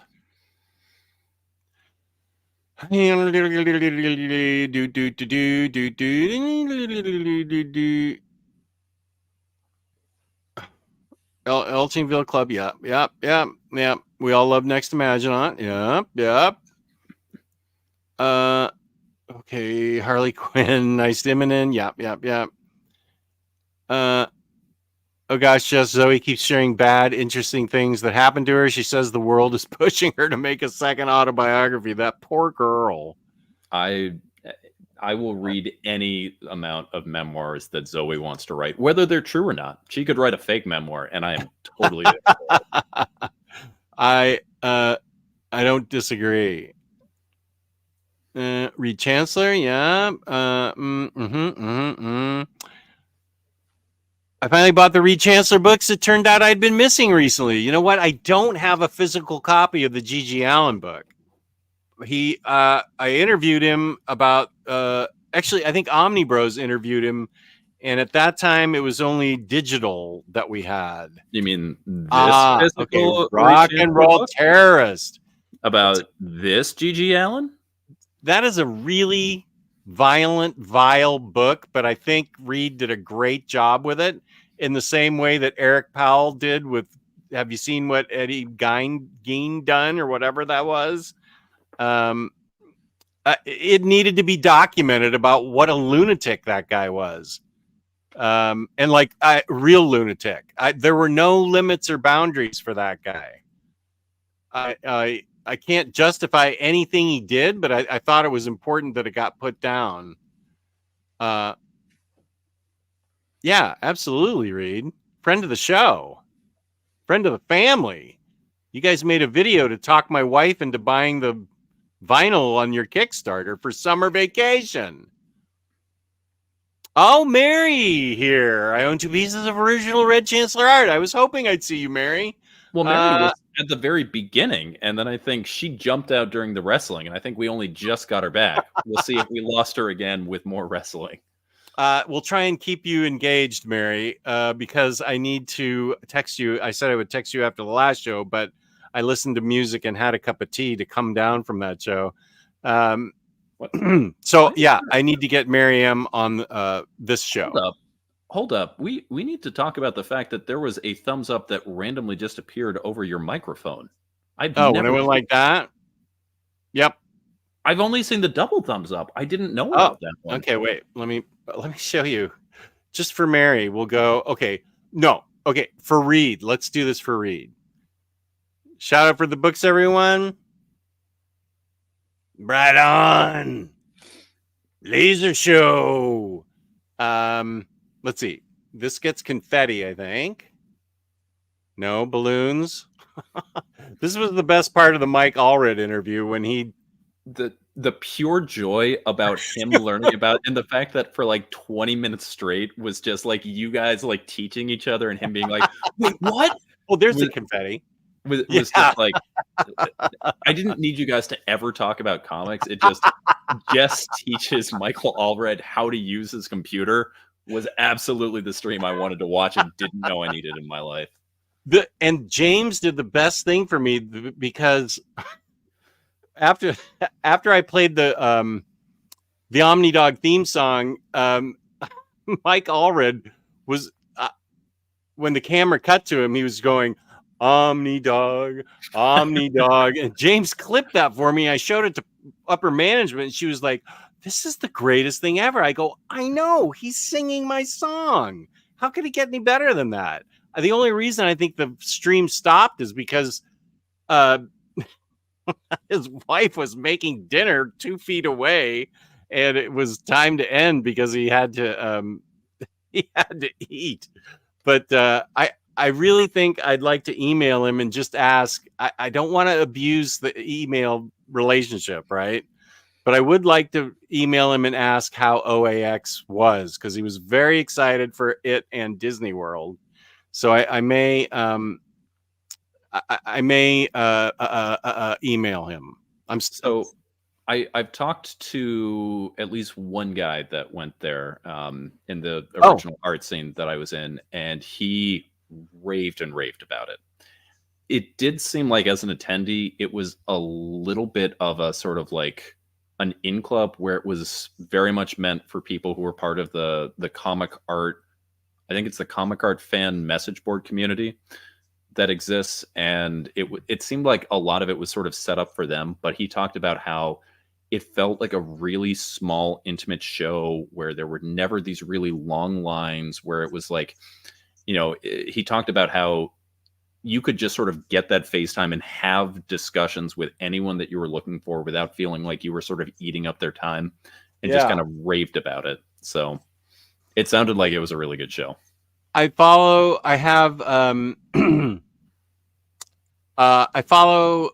there's an Adam Hughes fan page on Facebook that I follow, and they posted a lot of stuff of Adam Hughes and his wife setting up and in action, and showed pictures of what he had for sale and stuff. And I really wanted to go. Adam Hughes and Mike Allred, 2 of my favorites there. They have 2 different personalities, but I still would love to. I mean, I bet I could talk to Mike Allred all day. Adam Hughes is a little bit more introverted, and I think he just likes to draw. But I still would have loved to talk. I did talk to him when I flew out to Torpedo Comics in Las Vegas in 2018, just so I could talk to him and get comics signed. So I would have liked to have gone to that. I really would have. By the way, before we go off, I realized I mentioned, sort of abstractly, shout out to the YouTube channel, Carl's Collectibles. He's a pretty new channel, but if anyone out there is an original art fan, he does an amazing job of just sort of talking off the cuff, talking about sort of his collection, and really puts the joy in original comic art. So if anyone is an original art fan, Carl's Collection on YouTube, highly recommend. He's a new channel. Give him some love. Nice. Huff has a Read splash page. Whoa, people still use Zipatone? That's cool. I didn't know that Read used Zipatone. That's a talent. I used Zipatone when I was a budding cartoonist who got his dreams crushed back in the early 90s, but I learned how to use it. Miriam has originals from Popeye and Summer Vacation. Liv Morgan's mugshot. That sounds like trouble. Freddie has one of Summer Vacation. Sounds awesome. I have one. Oh, I need one of Summer Vacation. I have one from Hardcore Anxiety. I do not. Peace and love to Read. I don't think I want an original art page from the G.G. Allen book. Any other Read book, I will. G.G. Allen, not my tempo, as people say. Javier, Kenny Omega is my. We're back to wrestling. Is Wrestle Kingdom match? Oh, I recognize the name Chris Jericho. Got me back into watching wrestling. Fake memoirs are my favorite. Norm Macdonald's based on a true story is amazing. Highly recommended audiobook.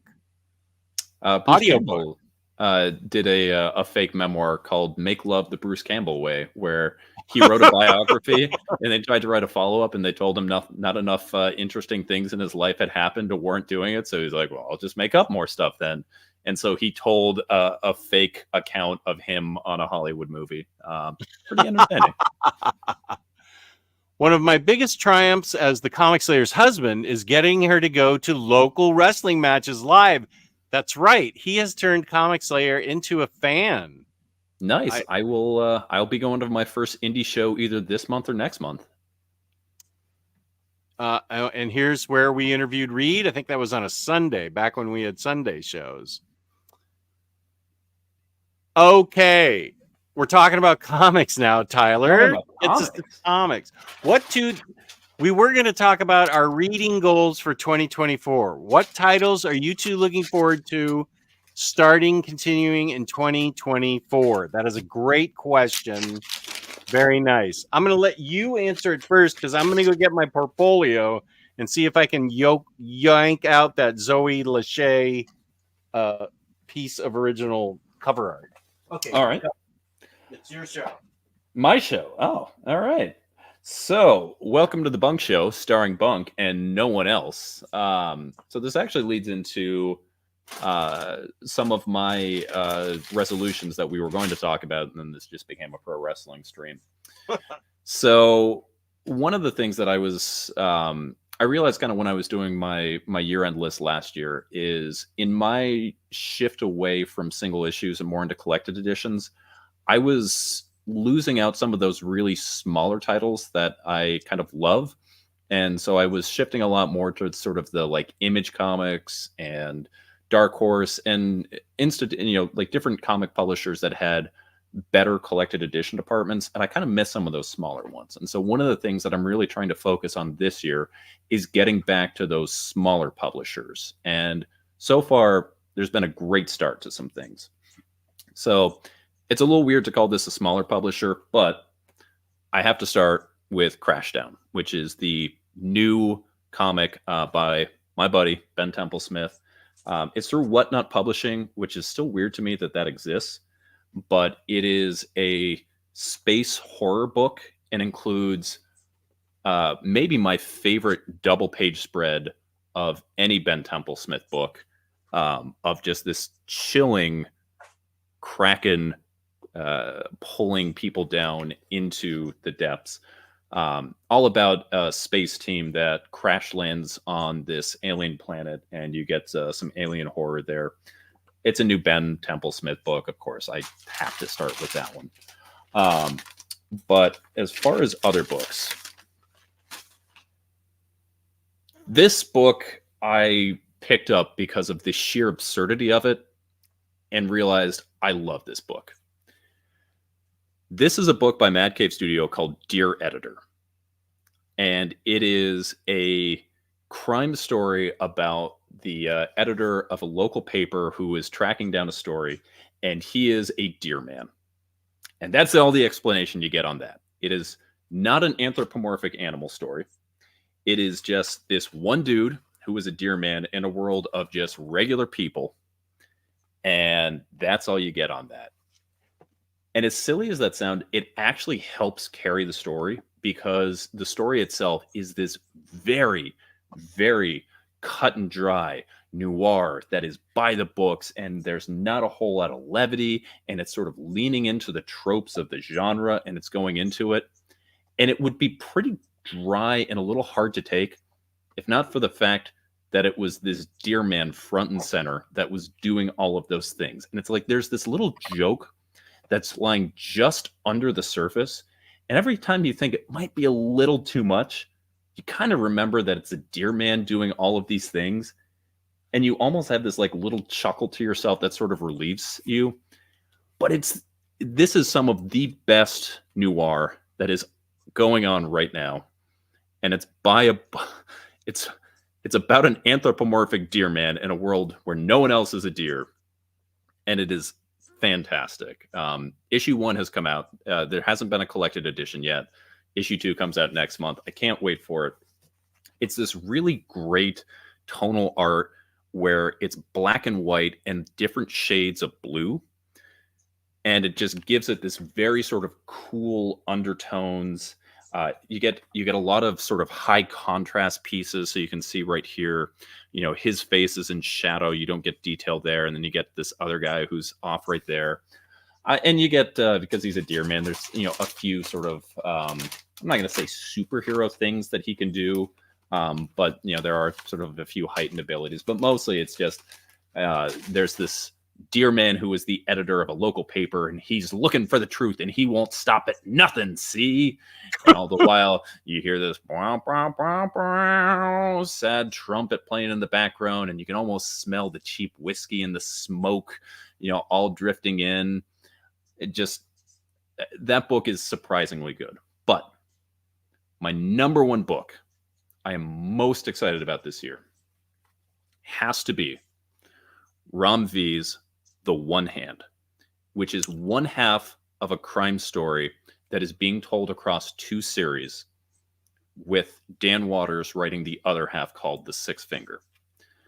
So issue number 1 of this just came out on Wednesday.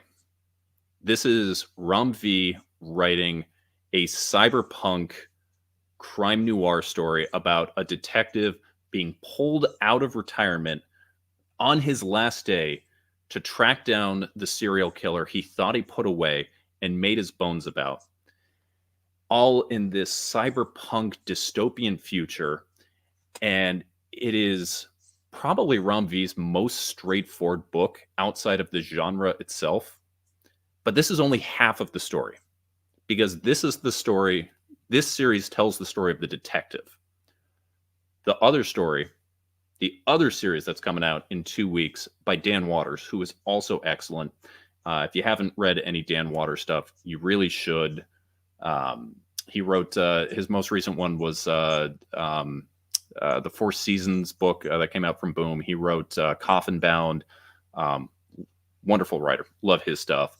But he is writing in this same shared universe, but the story of the serial killer. And they're going to be going on at the same time, telling the case from both of those sides. And we haven't even got the first issue of that, but it reminds me of the game Indigo, Indigo Prophecy, that came out a few years ago, where you played as both the investigator and the serial killer. And depending on what you would do as the serial killer, as far as like cleaning up the crime scene and things like that, would affect how the investigator would see it and interpret it. And just getting to see that story from both sides in real time, I think is just such an interesting way to go ahead and do it.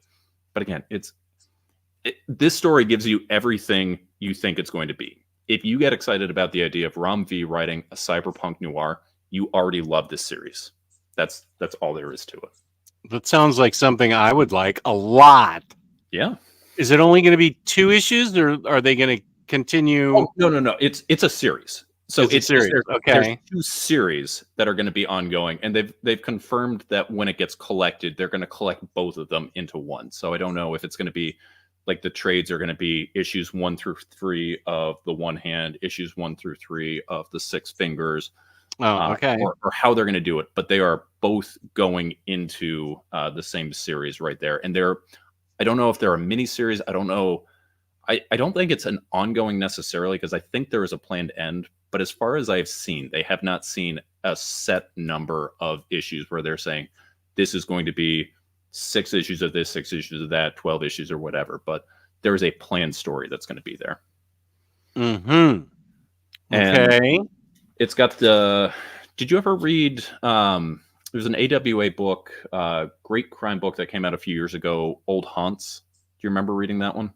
Old Haunts. No, that doesn't sound familiar. Okay. It's the same artist who did that, Lawrence Campbell, who was made to write sort of moody noir. I kind of described his art in my review of it as basically like a soundtrack that you're not going to necessarily look up the individual tracks, but it just perfectly, pushes forward what you're looking for there. Lawrence Campbell isn't one of my favorite artists. I'm not looking at this and saying, I have to pick up that page. I'm not getting to that poison ivy page of the tree and looking up and saying, I wonder if that's still available. But it is this perfectly moody, high contrast art. You get these great, pages with the blinds going through, and perfectly captures what Ram V is trying to get through there. So this is my number 1 most anticipated series of the year. Okay, I had to go on comic releases to see what I was excited about besides Superman Book 1, Superman Silver Age Book 1. That is what I am most excited about, because that's the beginning of the Silver Age, where I really started reading those issues. I'd go and get the back issues down in LA. My brother would take me to stores, and I would yank up all the 10-cent Superman copies I could find of Action and Superman. So this is going to be a big deal for me. The other one is Fables, the deluxe edition, volume 16. I feel like somebody said that had been canceled, but it is on the big site that we all hate. So I feel like it actually really is coming out. Okay, so I didn't. What's collected in Deluxe 16? 151 through 162. Have you read any of the stuff after 150? I feel like that was just such a perfect send off. I've stayed away from any posts that. Well, that's a good point. I felt like. Yeah, you're right. I felt like 150 was perfect. That was a series I collected in singles and then collected in the oversized hardcovers. I don't know. I'm a sucker for Fables. I love them so much. So I'm going to buy it anyway and see how I feel. Shout out to my buddy Tyler, whose favorite arc is also The Good Prince, which was my favorite, arc of that entire series. One of my favorite stories in all of comics. Just such a beautiful story of redemption, and how every story doesn't need to go the way you think it is. How there's always another way to solve a problem. Love that story. That's a good way to put it. I think those are the 2 things I am looking forward to most, because I have a lot of these other things. Star Wars by Gillen and Pack. I would love to get rid of all those trade paperbacks I have, because there's like 15 of them. Harley Quinn Redemption hardcover. Don't care what it is. Standard hardcover. I'm getting it. I don't care. Micronauts. What? There's 1, 2, 3, 4 Micronauts covers. I feel a little ROM vibe coming there. I think it was part of that, like that same line. Omar announced that one almost right afterwards, and basically said, like, "Yeah, if you're excited about ROM, you're going to be excited about this one too." Yeah. Wonder Man. What? No one asked for that. He was supposed to get a show, and then I think that got canceled. Yeah, and I think JP said threatened to send me that to overview, and then he said, "No, I won't do that to you. It never sells, and nobody cares about it." And I'm like, "Oh, okay." That's gonna be the new Power Pack. Well, I think Power Pack actually was popular. I don't know though, because I wasn't the demographic for it.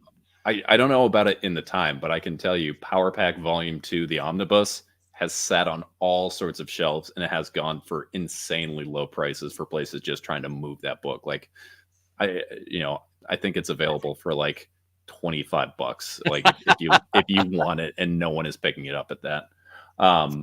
One other shout out to a book. I didn't have it right next to me, but Ministry of Compliance, which is coming out from IDW right now. That sounds interesting already.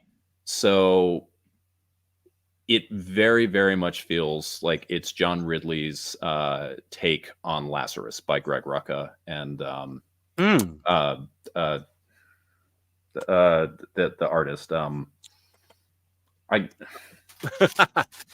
I can't remember his name, but I have his art right here, and I'm literally just going to look it up on the page. You have some of his. I do, and Matt. This is real. This guy. Please, somebody help me out. Gotham Central, Daredevil. Lark. Michael Lark. Michael Lark. Thank you. All I could think of was Matthew. But well, you get the M right.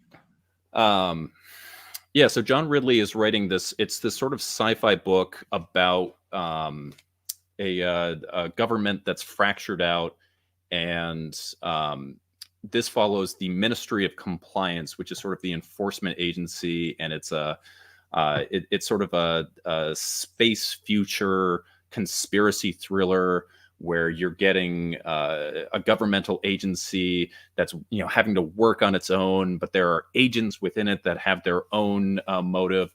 Only 2 issues have come out so far, but it is excellent, and it's given me really heavy Lazarus vibes. And it's the same team that did GPD, The Blue Wall, which I thought was a great book that came out and was a very different look at a police comic. And I'm really excited to see kind of what comes down with that one. So shout out to that. And IDW is doing some really good stuff too. As my last shout out, Beneath the Trees Where No One Sees is a horrifying, adorable horror book coming out from IDW about anthropomorphic animals in a small town that is wonderful and great and horrifying, and is people should check it out, but be prepared to be disturbed. Be prepared to be disturbed. Speaking of being prepared to be disturbed, the years I spent researching and drawing that vile man's naked body, I'll never get that time back. Miriam, fan of wrestling. I grew up following Hulk Hogan, Macho Man Randy Savage, Roddy Piper, and Rowdy Roddy Pop. Yeah, that guy, and more. You need to make that All Red singing your ringtone or something. That's a good idea. Oh, that you imagine anytime someone's calling you, because I know you do not get excited when you hear your phone ring and you go, who's trying to get me now? But then if it was Michael Allred going, Omnidog, you'd be like, I could make that my daughter's ringtone. She calls me a lot. There you go. OAX was pretty amazing for original art collectors. Perhaps okay, yeah, that's right. OAX was pretty amazing for art collectors. The Adam Hughes gallery was beautiful. I'm not even that big a fan of his. That's cool. I feel like you need to have Jewish Dragons on and just have a stream talking about OAX, because I want to hear more about that. Yeah. In fact, I got Miriam an awesome signed photo of Sergeant Slaughter last year. She knows what's up. I saw Sergeant Slaughter at the last con I went to, and he was there with Hacksaw Jim Duggan, and they used to be roommates, and it was fantastic just hearing them going back and forth and reminisce about the old days. I use Ziptone screen tones on Old Man Popeye. Okay. WTF, are we on the topic already? Yeah, it's 10 freaking 22. For various fan reasons, I won't get rid of the Gigi book, but it is not in my shelves for that very same reason, Jess. It's on the cursed box of doom, not of shame or sexy stuff. I totally get it. Razor, I think you can get it right from his store Envy. Oh, it's not on your site. Okay, well, we will deal with that. I want to say that one is through Microcosm Press. I think okay. that one he put out through them and didn't self-publish. We'll find out in like 35 minutes. Probably better. Microcosm also has a sliding scale. Oh, here it is. Okay, there you go. Yeah. You get it from the publisher here. There you go. He says, thanks. Razor on. Hey, Freddie, how are the ads? I tried to make the ads the least possible amount they could be. Tell me how. We haven't heard people jumping in talking about the ads. He said they were really bad for the Omar show, what became the Omar show, and for Peter's show. The ads were awful every 3 minutes or something. So that was not my experience with either of them.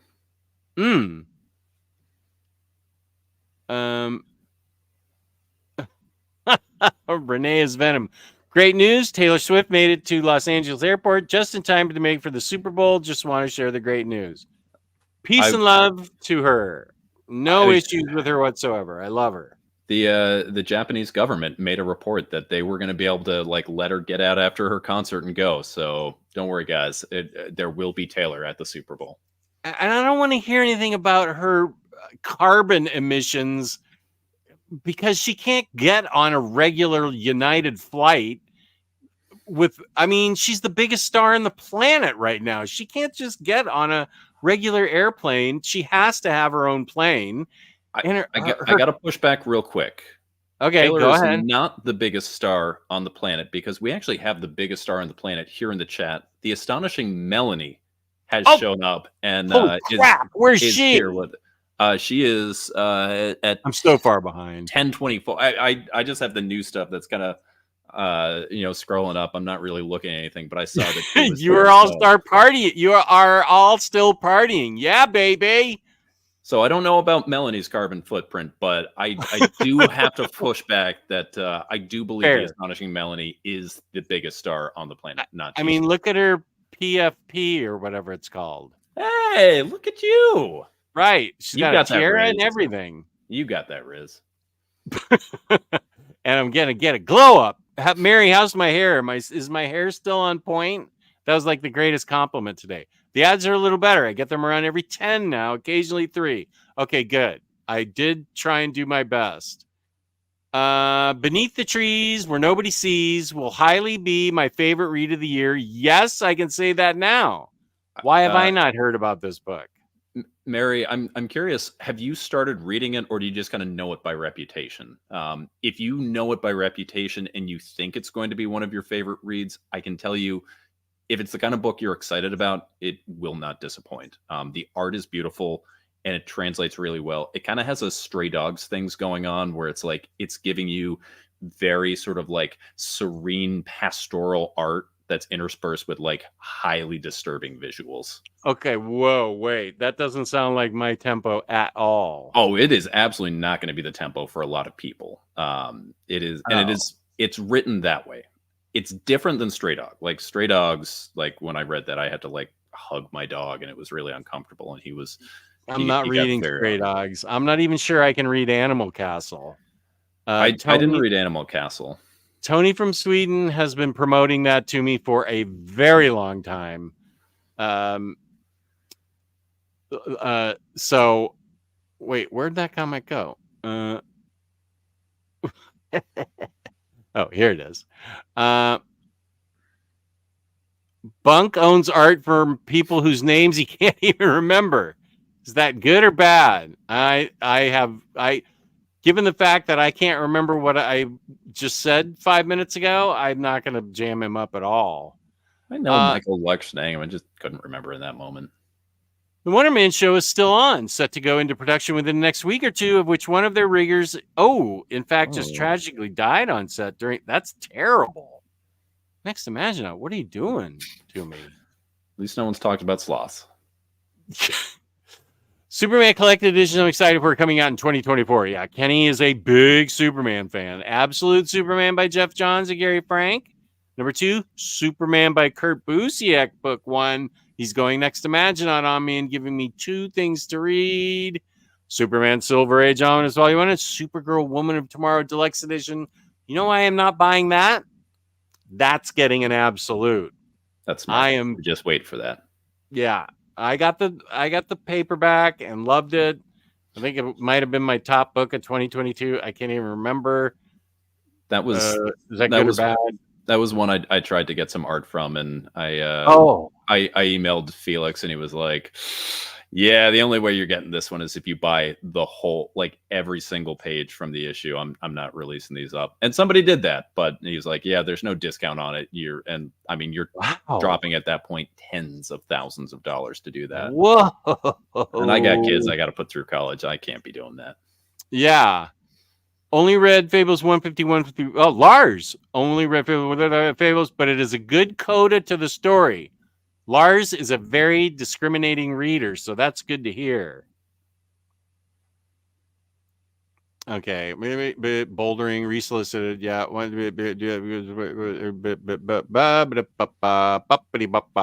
don't know anything.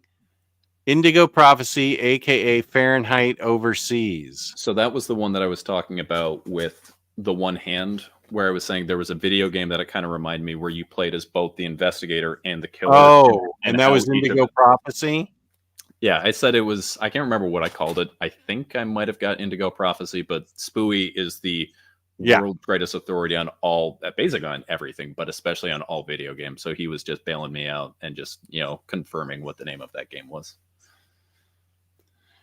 No, the live stream chat just randomly stops for me, and I have to leave and come back to see the new comments. Oh, brother, I'm so sorry. I did notice, I didn't get the ads, but I did notice that YouTube was doing that. I didn't need to go out and come back in, but it just it would stop on comments for a while. If you switch between live or top comments and all comments, you can see everything else fill in, but it'll be like there's nothing going on. So if you leave a comment, it'll be like the newest for minutes on an end, and then you switch and be like, oh, everybody just responded to me and I had no idea what they said. That's freaking annoying. Yeah, that's pretty weird. So wait, Comic Slayer. Oh no, missing comments and chat stopped. But it's so good. Comic Slayer is saying that about Beneath the Trees Where Nobody Sees. Comic Slayer, do you think that I would like it then? Because you and I are pretty similar when it comes to disturbing stuff. So I'd like to know. I will say there's not a lot of horrifying visuals. It's interspersed pretty well. Issue 1 is, I would say, is the hardest of all of them. If you can get through issue 1, at least from what's out so far, you can get through the rest of it. There's a moment, and especially with the lead up, there's a moment in issue 1 that's I don't consider myself to have a weak comic stomach. There's not a lot of content I stray away from, but I was kind of oof, this is rough. Ooh, and that's interesting. The Comic Slayer dug it. Oh gosh, now I'm brushing my teeth, getting ready for bed. That's what I should be doing. I missed 90 minutes of Omar and Melanie's stream this morning, and somehow I've got 5 hours of Jess's streams today, and I still missed 2 hours of content he streamed before I arrived. Yeah, I'm going crazy. Hair is on point, Jess. Nice addition on the button down too. Male fashionista. I got that glow up now. Thank you, Miriam. Thank you. Yeah, now I feel better. People are saying hi to Astonishing Melanie, as they should. Miriam and I have been hyping up Beneath the Trees Nobody Sees on the reading update, single issues on Hoopla. That was interesting. That was the game changer for me, because when I asked my shop about it, it was after issue 1 had come out and it was sold out, and they didn't do a reprint, and so I was like, oh, okay, well, trade's coming out in August, I'll do that. And then it was got to give him a shout out, Josh Greathouse of Bang fame, who mentioned that the individual issues you can read on Hoopla. So I read them over this last week. So yeah, anyone who has a library card, whose library is part of the Hoopla system, which if you're in the US, you probably are. And Elon tells me the UK as well. I don't know what other parts are, but if you can get access to it, yeah, just it's a free borrow. Check out issue 1. Like if you dig it, you'll like it. If you won't, you'll know pretty quickly, and you didn't spend any money, and you can kind of put it away. Going to read The Horse and His Boy to Alicia. We're on the last chapter. That's so sweet. Except the Pride and Chronicles are way better than Chronicles of Narnia. But oh, stop, stop. Come on now, you know it's. Hey, Bunk, I've read the first 3 issues on Hoopla and love this series. Mary M and Comic Slayer love it. It sounds scary. It's just like I want to put the signal out there that you can read it for free on Hoopla because the trade comes out in August, and I'm reading it now. I'm absolutely picking it up then, but there's no reason that if you have the ability to read it now and you're interested, that you gotta wait until that long. All right, well, maybe I'll try the first 3 issues on Hoopla. You're hyping it up a lot. The first one is the hardest to get through. Yeah. Okay. Issue 2, it's going to be, there's more going there, but if you can, I would say if you can push through issue 1, check out issue 2. If you're not feeling it by issue 2, I would say hop off because it's going to kind of continue like that. But issue 2 is more mild. I'm just checking my Riz hair to see if it's got the glow up. So, Renee's Venom says Animal Castle was phenomenal. Great story about the people standing up for what's right and sticking it to the man. But the people are animals, right? Okay. I have a thing about animals getting hurt in comics. I get it, but I just can't deal with it. Animals get hurt in Beneath the Trees Where Nobody Sees. Well, how's Comic Slayer reading it? We both agree on that. They're anthropomorphic, maybe because it's like they're animal people. What? Yes, you would like it. What? Are you sure this isn't another Downriver People? This sounds. Okay, maybe I will. Gosh, she's. Ministry of Compliance is probably on Hoopla. You can read that. You'll like that. There's really nothing horrifying about it for me. The art is straight out of a storybook, just with murder. Well, I don't mind murder. It's okay. Hoopla is free. I love animal stories, sticking it to the man. My local library, did not have Hoopla. I had to physically go to the Prince William County Library, get a library card there, physical library card. You may be able to do it differently now. This was back in the old days, 2018. But that's how I have Hoopla, because mine didn't do it.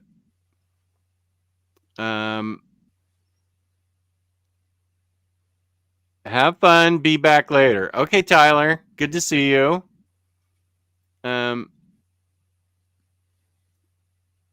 not sure that I'm going to read it yet. So if I do read it, I may.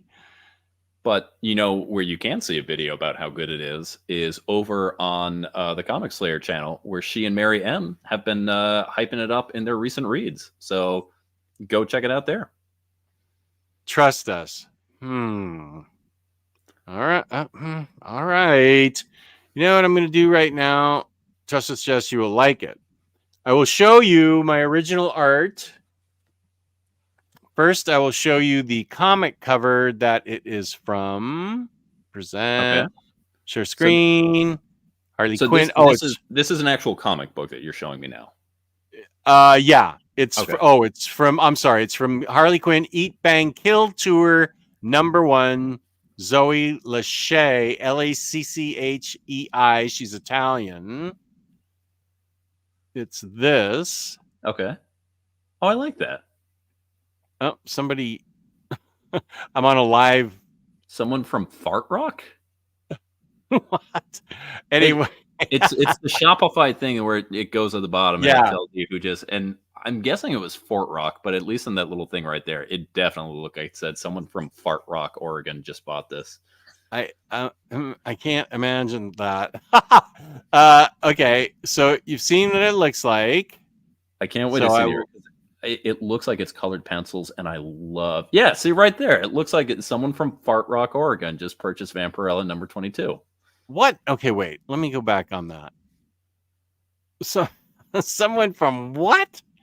It's so on Shopify affiliates. One of the things they do by default to try and make it seem like people are Yeah. playing in real time is you get that thing right there. Oh, Fort Rock. It's I'm saying on my screen right here, it I- looks like it says Fart Rock, and that is very funny to me that there's a town Okay. named Fart Rock. okay.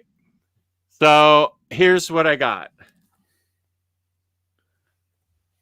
This is the original to that cover. Okay.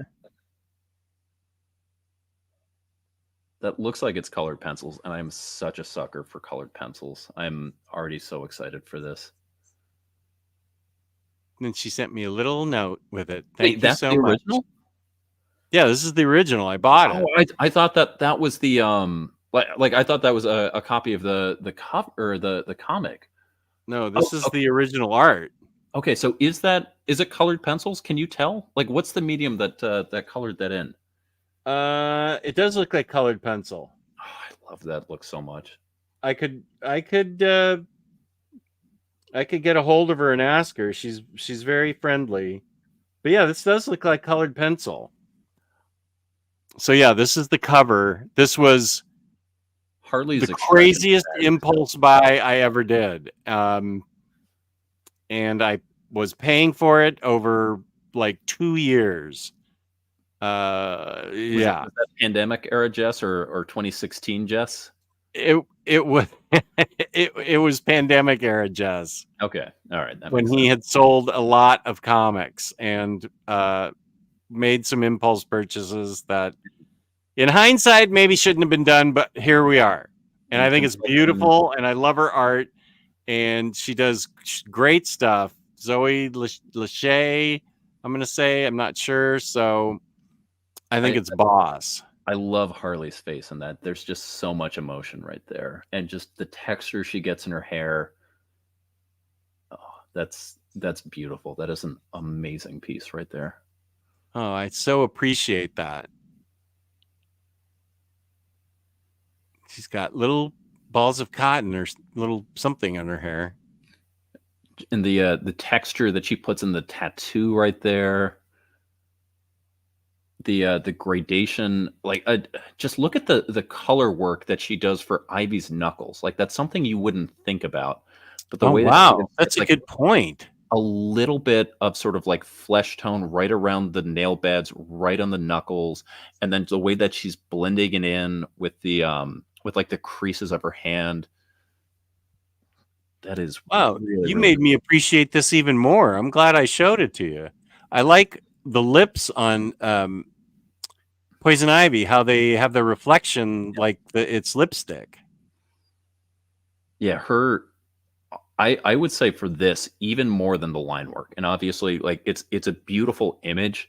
It's her colors that are just really getting to me. You know, on the hair, you know, the contrast she's using between the lights and the darks, and then again, especially just the way that, you know, the skin with like the different folds and how she's able to kind of highlight that. She's got a beautiful eye for color and light. Oh, thanks, Bunk. I appreciate that. No, that is an amazing piece that you have right there. That was a thank good pull. you. That really means a lot to me. Thank you. The other piece I got, this was an impulse buy back in 2016, Jess. Ricardo Drummond was on the Omnibus Collectors page. He is an artist from Portugal, and he drew the book Atoll about a shark. But he put this piece up as just a demonstration of his work. Ooh. And it's watercolor. Yeah. And he just put it up as a demonstration, like, oh, this is the kind of stuff I do. And I texted him and I said, is that for sale? And he said, yeah. And I said, okay, I want to buy it. And then when people found out that he was taking commissions, that's when some things happened. Like he got way behind on people's commissions, because after I bought this, I said, hey, look, I bought this. It's really cool. And people started flooding him with requests and commissions. And he's a really good guy. I used to be in contact with him regularly. But this thing of Electra, I just thought was amazing. I fell in love with it right away. Just look at the reflection and the roundness of her arms done with watercolor. And their face, the hair. I just love this piece. This is original art that I just lucked into. He was just goofing around drawing it, or painting it rather. So those are I adore watercolors, but because of just sort of the capricious nature of the color, where it just sort of flows into the paper and there's only so much you can do to control it. So many things in comics that look like they might be watercolor are actually gouache. And I love gouache too, don't get me wrong. But as far as like finding an actual watercolor is really, really rare. And that is just such a beautiful example of that, where just sort of he lets it fly. There's no sort of hard outline for where the color can go. You can see her hair sort of flowing out, her clothes on the extensions of it. Sometimes you get a hard background. Sometimes it sort of flows between it, but there's still like hard degradations where you can see the different areas. I love that. That's an awesome piece right there. Thank you so much. That means a lot to me, because I know from talking to you that you know a lot about art, and that means a lot to me. Thank you. I know how to buy art and give money for. I would not say I know art. I would say that people in here like Raed Chancellor knows art a whole lot better. I do not want to make it seem like I am some sort of great art critic. I like things that are pretty. Yeah, but you're able to point out the things that make the art pop for you, and the details. You notice the details, whereas I look at this and I go, holy F word, this is boss. You go all into detail about how cool it is with watercolor and everything. Everything you noticed about this, everything you noticed about milk and cheese. You have an eye for art, and I think it's impressive. Yeah, but also, like the whole thing about art is it's supposed to like make you feel something and inspire something. And so if you are looking at that piece and saying, holy F, that's boss, that art has accomplished what it's doing. I don't think there's a right way or a wrong way to like look at your art. Like I wouldn't look at someone, like buying a piece that has like a fine attention to detail and being like, you don't deserve that piece. You don't appreciate it like I do. Like if you are getting tangible enjoyment out of it, like you're interacting with it, like that's awesome. Like that's all that things should be. Like we shouldn't judge how other people are interpreting and like interacting with art. Like, does it make you happy? That's awesome. Good for you, man. You're doing it right.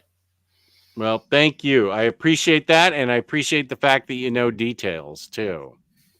Wait, go Comic Slayer.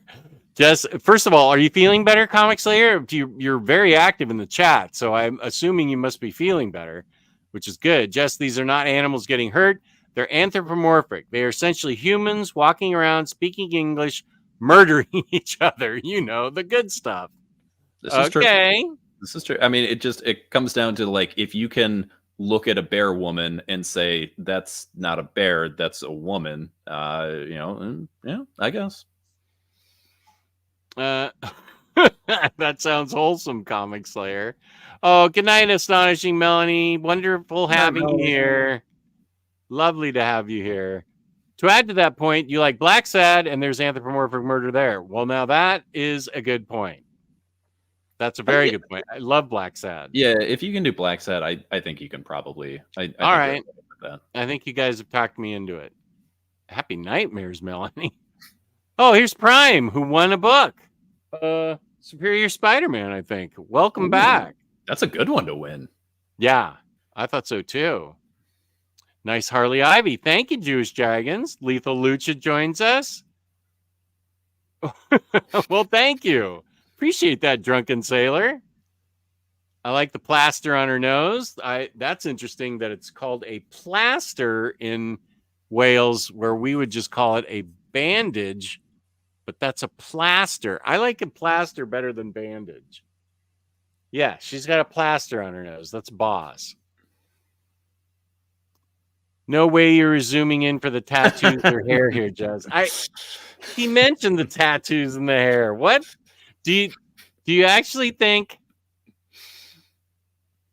that it's boob time? It's not. I was zooming in on her hair and tattoos. How She dare might you? have thought it was very bomb-breasty, which we know is a favorite genre of the channel. People think that's funny. Comic Slayer knows what's up. I'm dying right now. The hair. I need to watch this on rewind. Boob time. Okay, fine. There you go. There they are. There they are. There it is. Yep. And there's her signature right there, which is cool. And I love the note she wrote me. I also keep my notes that I Boob get time. So I have 2 pieces from Elsa Chartier from France, and she sent me a little Post-it note that just said like "thank you," and I kept those, and I have those on. So yeah, like I have, you can see right there. Just a nice. But yeah, like if she's gonna make the time to like put that little personal note in, even if it's Oh, just yeah. like a little Post-it note, like I'm gonna keep that. That's cool. 100%. Freddie says, "Can you believe Jess told me I couldn't write tit just the beginning of the stream?" Boy, you got a good memory. That was 3 hours ago. Okay, that Electra is boss. I just love watercolors. Cool. Okay. What? You can't well, all right. There. Shiny. Jeez, you guys. The roundness of her arms. What the hell? You are totally feeling better. You are A+. There's nothing wrong with you, Comic Slayer. Alicia says they're amazing. What's their name for the Electra? I think he means what's the name of the artist? Ricardo Drummond from Portugal.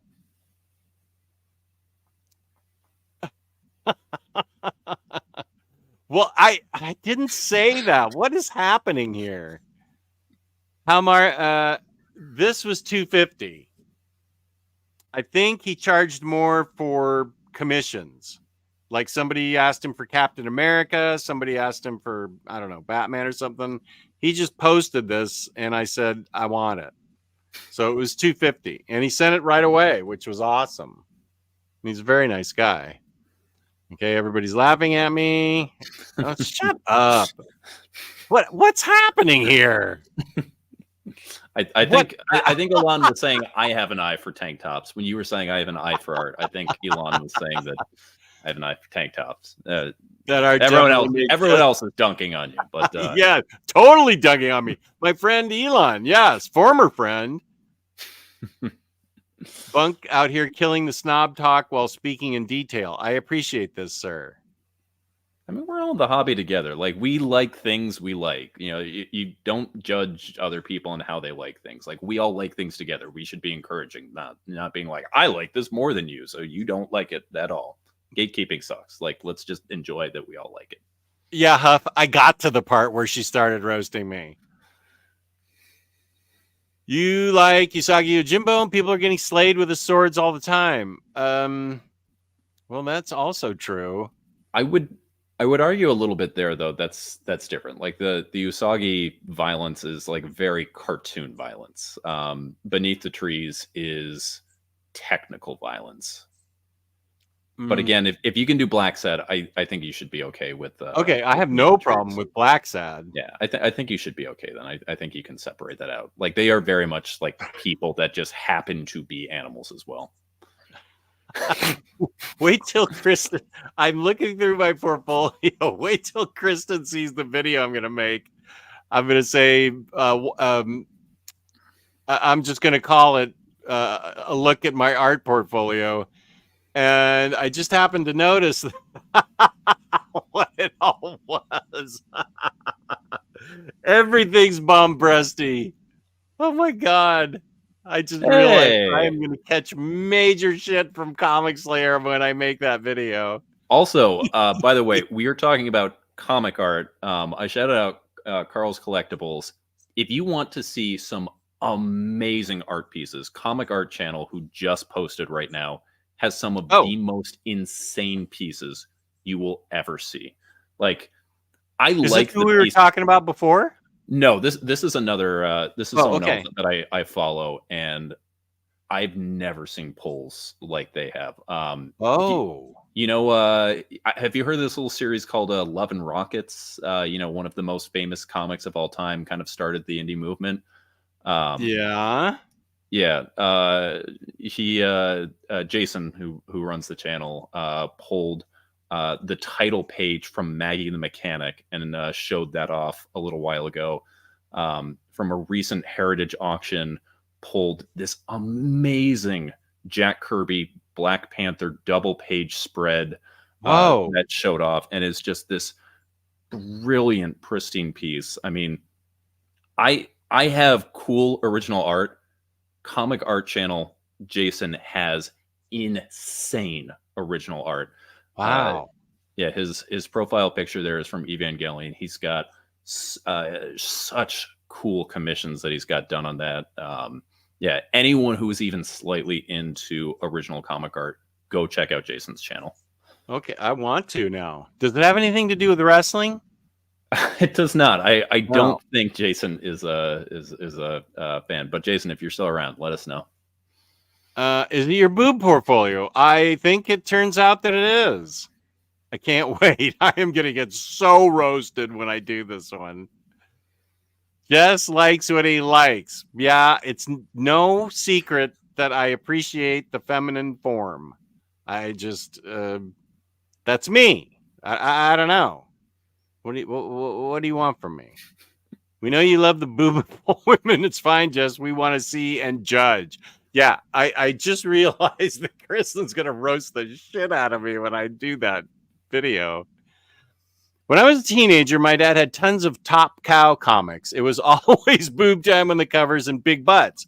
I called them his butt action comics. I remember those comics. Yeah. I mean, Top Cow was Mark Silvestri. He had an amazing series with Mark Waid called Hunter Killer, which was Oh, I have that book.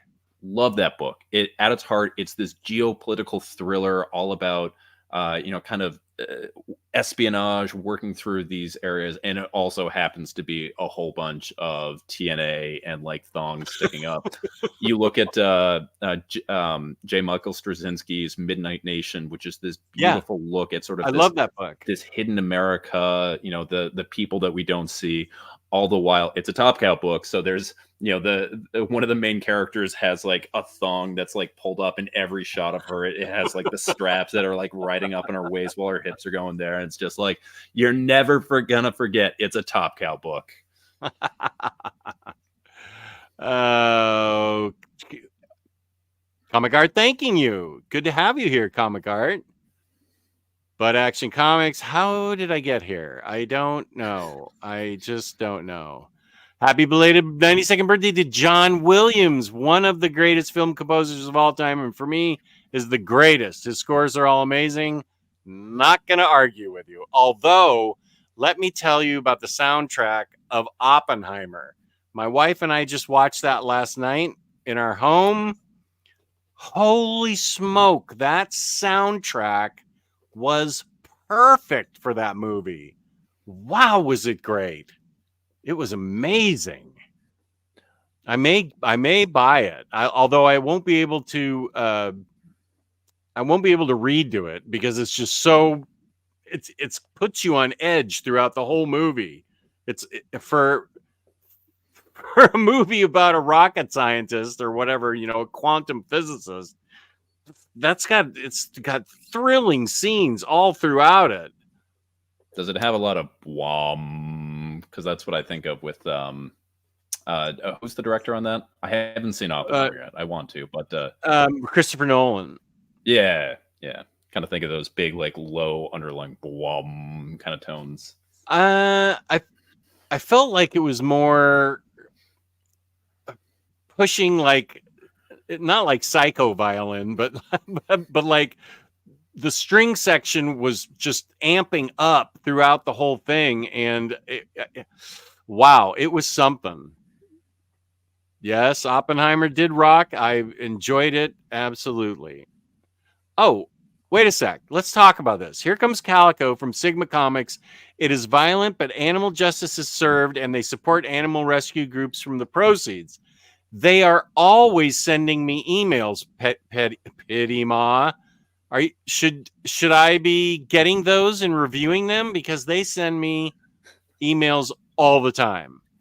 Sigma and so Comics, I feel like, is one of the thirstiest publishers for like YouTube interaction. Like anyone, like they're always like, hey, put it out. And don't get me wrong, like Here Comes Calico. It's like it is basically the Punisher for animal rights groups, but it is just very, like, I find it interesting how hard they go after like the YouTube audience. Oh, so I'm not special. You're very special, Jess. But but Sigma goes after everybody. Lots of people are very special too. Okay. Yeah, we didn't I show this already? When does the Stray Bullets topic start? Yeah, we forgot about our crime comics, but why don't we? I would argue you've been catching stray bullets all stream. Shot from Kentucky. Oh, it's violent. Jess, you're amazing. Love your content. Thank you. Let's go. Come on. But yeah, there. Fireworks, baby. Let's get some confetti. Oh, I got the thumb up. Here, come on. What are you doing? There we go. Balloons. And for the rockers in the group. Dazzler effect. Uh-oh. Gosh. Gosh, YouTube is getting on my nerves. Every time I get an advert, it restarts the stream. What the hell? I swear I set it on the lowest possible setting. I'm so sorry. Good night, guys. Funny time. Yeah, I think we're getting ready to wrap up. I'm going to bed. Have a good night, Jess Bunk in the chat. Good night, everyone. Yeah, I think that Bunk and I will just do a separate crime corner about I must have moved it. The Noir Burlesque and Gun Honey. I feel like at this point I'm gonna have to reread those, because when we originally talked about doing it, it was like early November, and it's like, yeah, I think I read those. I think I need to reread them too, but that's generally not a long one. We can do it in the middle of the week when your schedule allows, and just keep it to like yeah, this is totally true. I would say volume 2 way more than volume 1. Like volume 1 is like a lot of like teasing, and volume 2 is just like, you came back, huh? Here you go. Here's the stuff you're looking for, kid. Yeah, there's a lot of not safe for work stuff in Noir Burlesque too. I would say there's a theme Gun Honey here. is way more not safer. Like Noir Burlesque is like very of that burlesque where it's like it's a striptease. It's erotic without being like, everything's put on play. Like, especially Gun Honey Volume 2, it's just like, yeah, we're just putting it all out for you. Yeah, Noir Burlesque and Gun Honey. Yeah, there is a theme here of books that I like. Yeah, I'm sure Kristen's ready to shoot at me again. I'm sure it's just a coincidence that the first crime corner you're looking at, well, you have the Joe Goose era, but once the Minister of Comics is not on crime corner anymore, you're like, hey Bunk, you seem like a degenerate. You want to do crime corner with me, and we can talk about these booby books? That we should have crime corner just be nothing but booby books. That's awesome. I already love that idea. Just did a Carmen stream last year. That's like 70% nudity. All right. Okay, I'm guilty. I'm guilty. So Spooey, real quick on Carmen, and Jess, you'll appreciate this too. So I bought Carmen not knowing anything about it, solely because the guy who owned one of the LCSs that I shopped at, like I was pulling books, and he was like, "You should pull Carmen." And I was like, "Oh yeah, you think I'll like it?" And he's like, he knows my taste pretty well. Like, he was the reason I got on Department of Truth and some other things. He's like, "Yeah, I think you'll like it." And I was like, "All right." And like, I didn't get around to it for a while, and I remember it was like really late at night, and I was like, I'm pretty tired, but I'll pick up something. And I opened it up, and like the first 2 pages of this book are waxing poetic about the nature of the universe, while there's no human figures at all, and it's like very deep and philosophical. And I'm going there, and he's like, "Oh, he knows I love wordy books," and I was like, "It is too late for this. I can't be doing this." I'm like, and I think that's what the tone of the book is. I'm like, all right. Like, I gotta set some like mental energy aside when I'm gonna do this. Like, it's gonna be a reflection on the human soul. And then like I read it again, and I get past those 2 pages, and I was like, oh nope, I judged this wrong. That's not what this book is about. Which, granted, it is about that, but also it's not all that it's about. Oh, wait, I'll show this. I got a text from Kristen. Buffy finally hit her limit and fell asleep while watching the stream. Oh, look at Buffy. Look at that cat. That's so sweet. Look at those little paws. That's so cunning. Oh, Buffy. Now, is Willa still up? Is Willa still running around? Yeah, I don't know. I haven't got that. Oh, here's an offer. Jess, I'll do a show with you exclusively talking about the booby books that Kristen judges us for owning. That's a show. Okay, you are going to be on Baturdays with me, Reed, and it'll be about booby books and Comic Slayer judging us. I think that might be Baturdays in the BatCave. Boober days in the BatCave. Carmen is one of my favorite books I read last year. Same. I read it in I think I had it as a top book in 2022, but then it was a book club book in 2023. I bought Carmen twice. Bought the standard hardcover, then got the direct market variant that has the little story on the book flaps. NFL dude coming up about Lisa Frankenstein. Has solid late 80s songs with The Promise by When in Rome and Wave of Mutilation by Pixies. There are solid jokes for fans, booby books, and a low-key Sandman Easter egg, too. And here I thought this was just a reference to us talking about the Pixies in the earlier stream, but nope, all comes back to booby books. Booby books, yeah. Oh, we have one viewer. I'll be there, Reed. Kristen says Willow is trying her hard. Oh, Willow. Hello, kitty. One-eyed Willow. Big fan. She has tons of fans on cat Twitter, which I didn't know existed, but now I do. Yeah, there's wrestling Twitter. There's cat Twitter. Yeah. There's every Twitter. Absolutely. That is what we'll call it. Omnidog and Reed After Dark. I love it. Perfect. I will have all my PPP and my BPP books ready. Payment Protection Plan and Birds of British Prey. Parliament Prime Minister. Oh, I have to show this. Freddy's dog is just waiting to go to sleep. Oh, Freddy, go to bed, man. You're keeping me awake. Look at that phaser, baby. What a good dog. PPP and BPP. I don't want to use Bunk as a puppeteer, but can he make some Herculean? I think you meant Herculean, like Hercules, Herculean poses for Hayden to thirst over. I am not just a piece of meat for you to ogle over. I do not appreciate what you are insinuating for me here. I am a person who was brought on for my thoughts and my eye for art. I Yes. don't know why all of this is going on.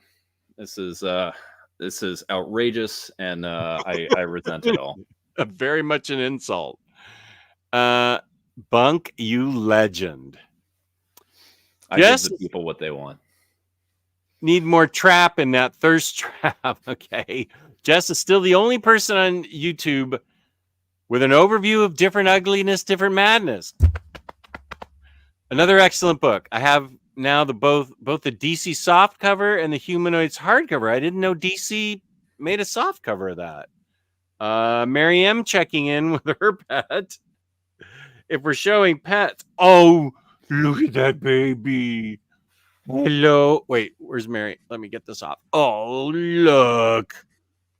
Look at that face. How can you not love that face? What is that, Alexander, you said? Alexander. Oh my God, I love this dog. Mary, I must meet this dog. I'll come to New Jersey to meet this dog. Oh, what a sweetheart. And looks like Alexander wants to go to bed too. Are there any other pets in my... Oh, okay. Upper management's cleaning the kitchen and I don't need to help. Wow. It's a banner night. I am the opposite. As soon as I get done here, I've got a kitchen full of dishes to clean up. Yeah, that's what I thought I was going to have. Pity Mod. Oh, I should give you my number. You could send me yours. I see in the Discord yours. By the way, very cute. I think you might have had another text if you check your phone. No.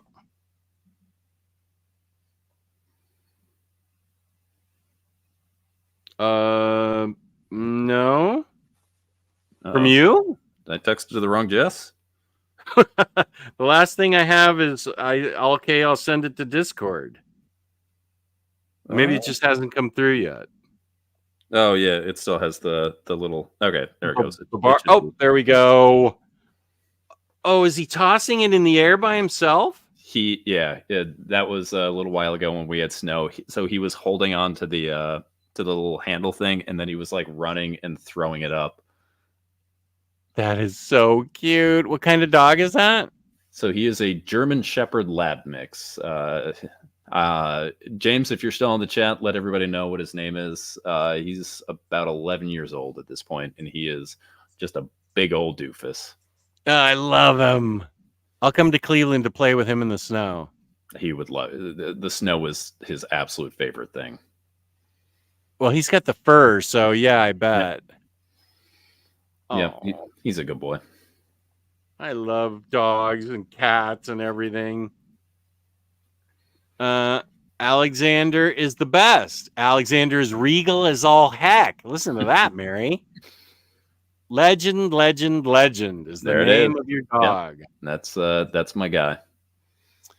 Juice Dragon says, thank you for the show, Justin Bunk. Nice chatting about original art and everything else other than comics. Have a nice sports ball day tomorrow for those who observe. we talked at length about Beneath the Trees Where Nobody Sees. I wouldn't say about comics plural, but about comics singular. That made it in. DC did a soft cover of it during a brief period when they were distributing books for Humanoid. I actually preferred the DC cover to the hardcover. Very slight. Oh, they changed the dialogue. Interesting. That is still one of my favorite Humanoid books. And I'm going to put up an Eternal Warrior overview, and hopefully that's the only overview on YouTube for that book. What's Wade Lagoon? I could be wrong, but I believe Wade Lagoon was the shortstop for the Cleveland Indians in the 1970s.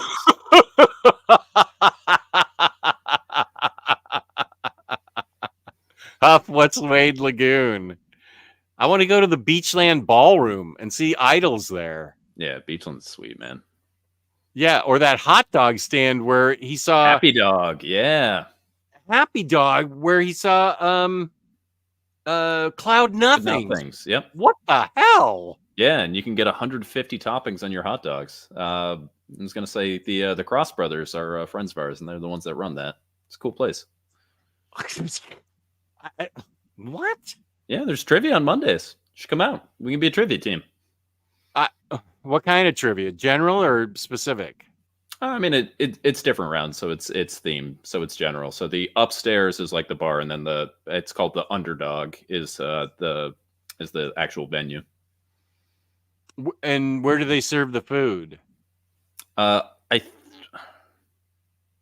Maybe you can get it downstairs, but it's the bar area upstairs.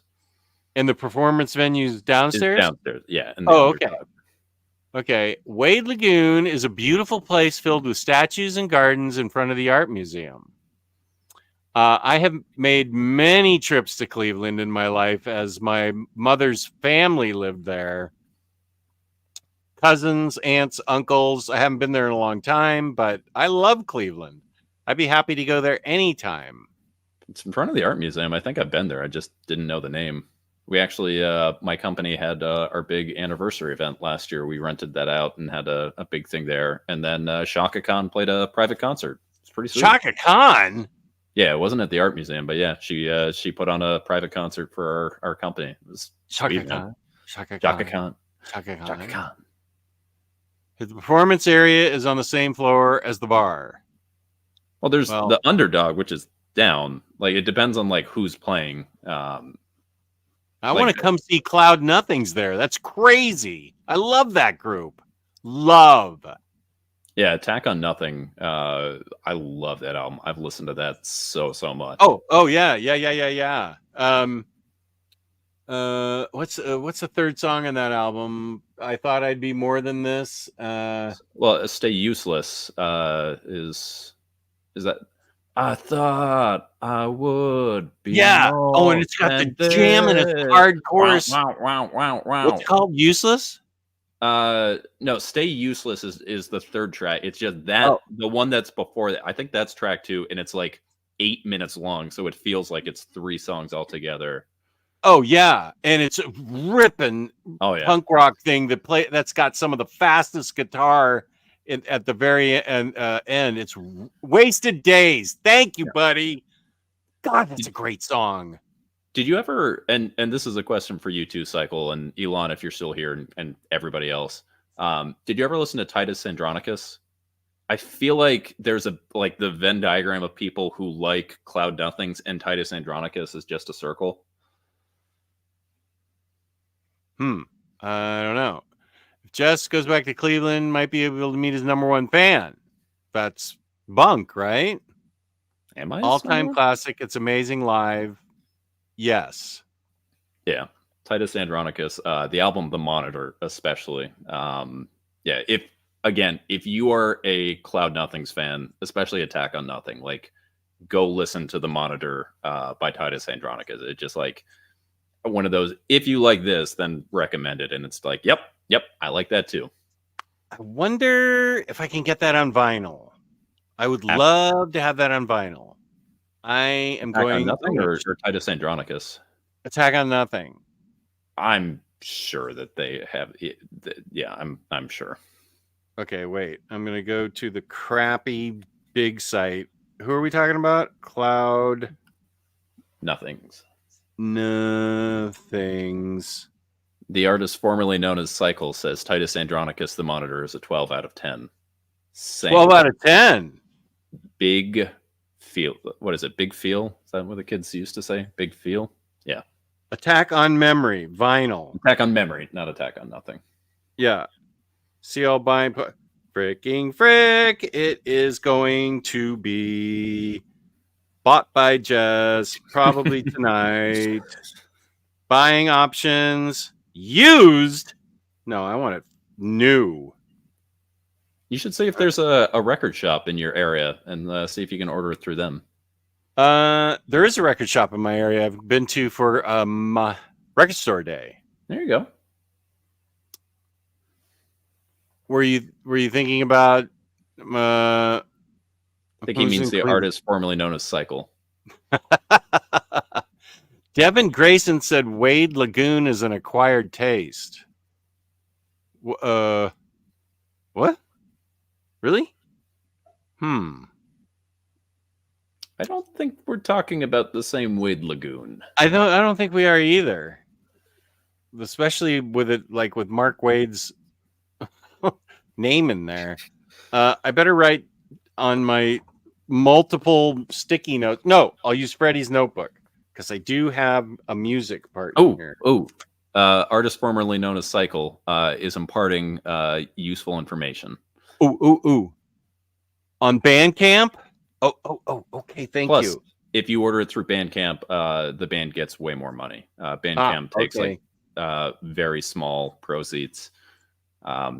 So general tip, if you have the ability to support an artist through Bandcamp, do it. I do.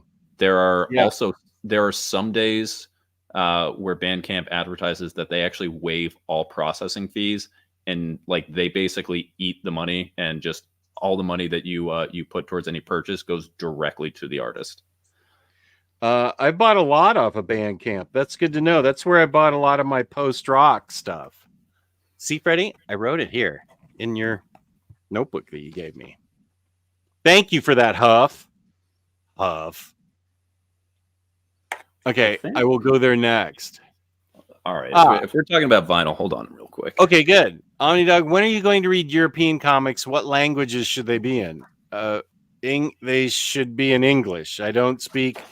Well, I do. I am the leading authority on Spanish and comics on the internet, but I prefer my European comics to be in English. That is, and we're at the end of the show, and I'm going to get to one of my goals for this year is to read way more European comics than I have. Also, number 2, read all those books Huff Dealey sent me and make a review on them. And then 3, catch up on all X-Men from House of Swords on, or whatever it was called.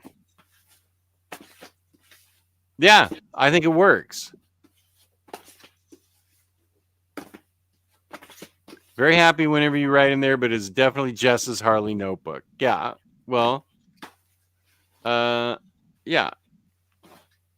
All right, so I think it's still in Vermont. Somewhere in this, I have like a limited pressing of a Titus Andronicus. I think it was like a live show that they did. Unfortunately, it's not here. I couldn't remember what vinyl I have here and what is elsewhere. Titus Andronicus. Yeah, the Monitor. And should I go to Bandcamp for that? I mean, I would say wherever you listen to music, listen. I mean, in general, if you can listen to if they have a Bandcamp set up and you can stream through there, yeah. But I mean, I'm sure it's on Spotify too. I want to buy it. Well, then, yeah. I mean, yeah. The Monitor should be purchased. It's 12 out of 10.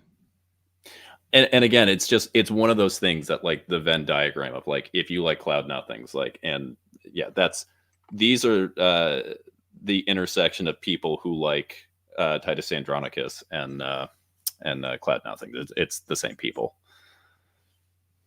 Now, Lily is saying that was a naughty joke. What Alfred said, the joke went right over my head. I'm sorry. What did Devin Grayson said? Wade Lagoon is an acquired taste. Was Wade Lagoon a character in The User? I don't remember that. That's gosh. I tried to blank that book out of my mind. Titus Andronicus Grog Shop was boss AF. Grog Shop's another venue out here. Is there a part 2 in the works to continue X-Men shelf formatting experience? I seriously enjoyed it. Learn where books go and story behind why they go there. It depends on Peter. I can do it anytime, but he has a very full schedule, and it depends on when he wants to do it again. He has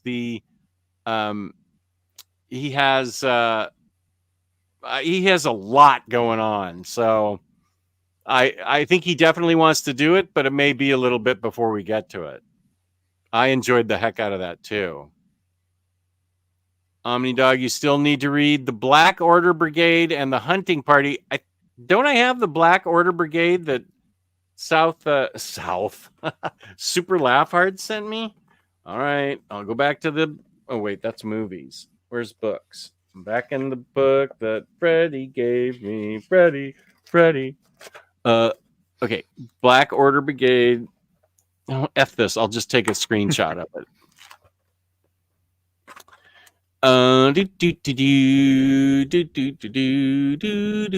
Okay, I got it. I will do that. You got it, Lars. Okay, we're gonna end. I'm worried about this, but we've got a long one from Next Imaginon. Asking sincerely, since I know very little about wrestling, can it be said that anything in the heights of wrestling poetics and sophistication has yet produced any body of what could be considered a truly great para-operatic theatrical artistic canon?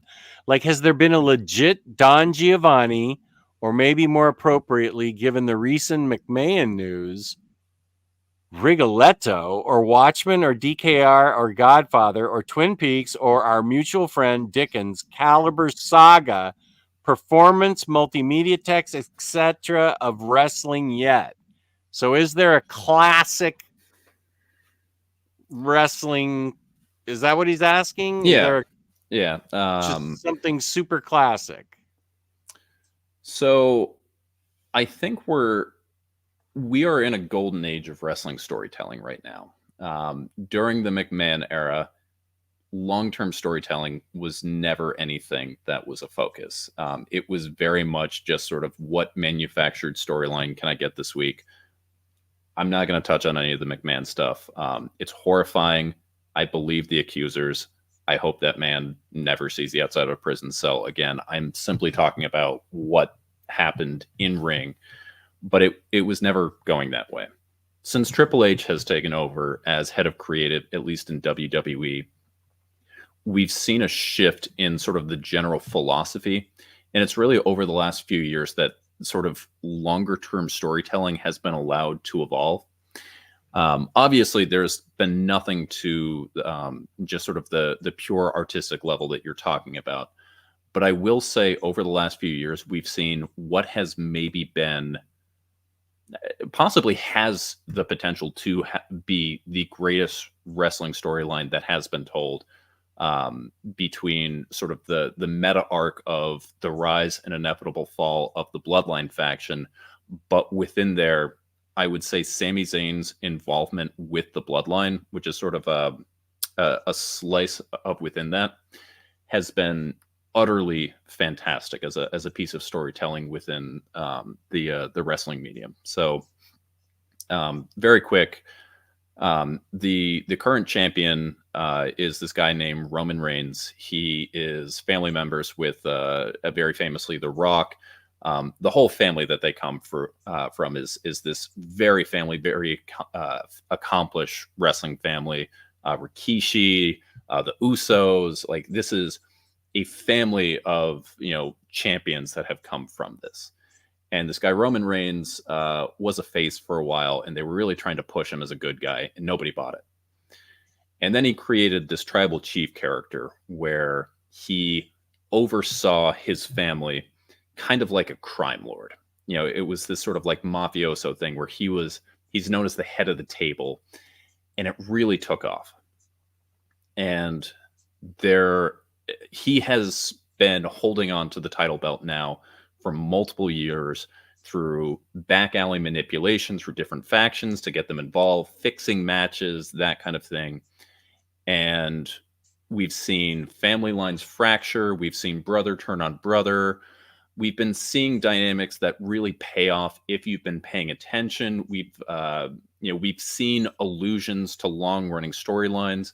Years ago, he was part of this faction called The Shield, and there was this very big betrayal where Seth Rollins, who was a Shield member, turned on him, hit him in the back.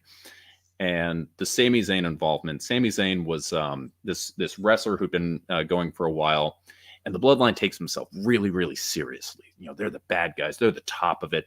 They beat everything. And Sami Zayn is almost like a you know, comic wrestler. He's really funny, and he got himself into this. And so, you know, it would be these things where they'd be having these really tense meetings. Just, oh, excuse me. I'm going to slide by everyone. Oh, you guys are doing great. And all of this going on.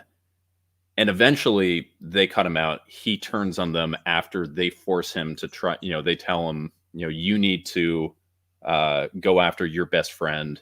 And finally he turns on them and hits with a chair shot that shows the ultimate turn and betrayal, very much alluding to the same betrayal of Roman that had happened so many years before by Seth Rollins. And so I wouldn't, you know, again, nothing is going to reach the levels that you're seeing right there, but we are seeing constantly the evolution of wrestling storytelling in a post-Vince era, and I'm here for all of it.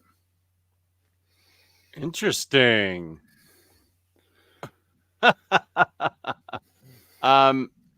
Lily, I'll keep it going if you tell me what the joke was that went right over our head from him. What was the joke? Devin Grayson and Wade Lagoon. Actually, I am totally fading, and it's getting time for bed. So, Lily, do it quick. I will put Bunk's.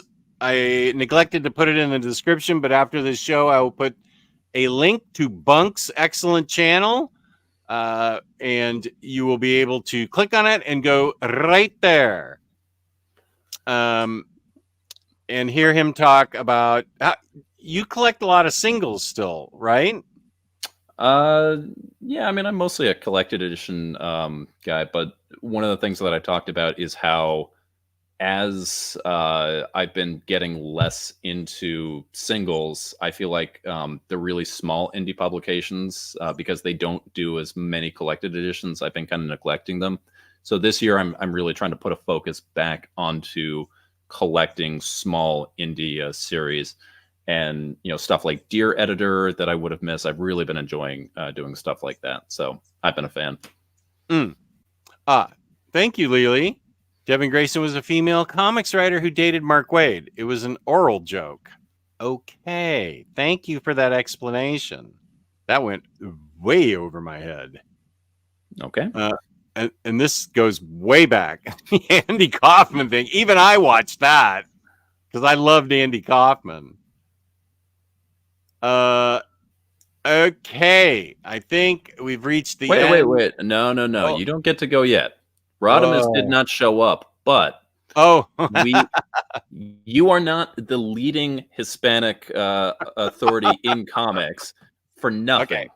And Freddie did drop a challenge. So before you play us out with the Baturdays theme. As a leading authority on his Hispanic comics on the internet, on YouTube, I am often challenged by Rodimus Prime Rib, but today Freddie is the one throwing the challenge at me. He says, "Fue un excelente día con dos leaves del adorable Omnipero. Gracias, maestro Bunk B, y felices pesadillas." How did I do? Let's hear how I did. Doop, doop, doop, doop, doop. Here's my Discord, where lots is happening. I found out all about the art scandal. I love Tony Clifton.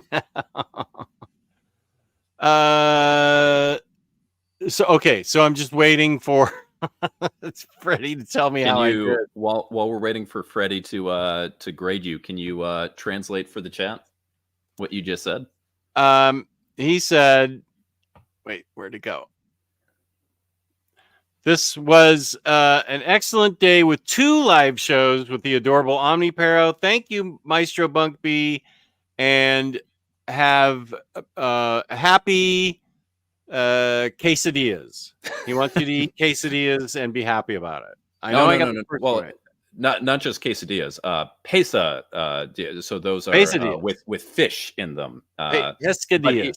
Yeah, forget the He left C. the C out. Yeah, he left the C out. Yeah. Nice, nice, very good. You were mostly all there though. Thank you.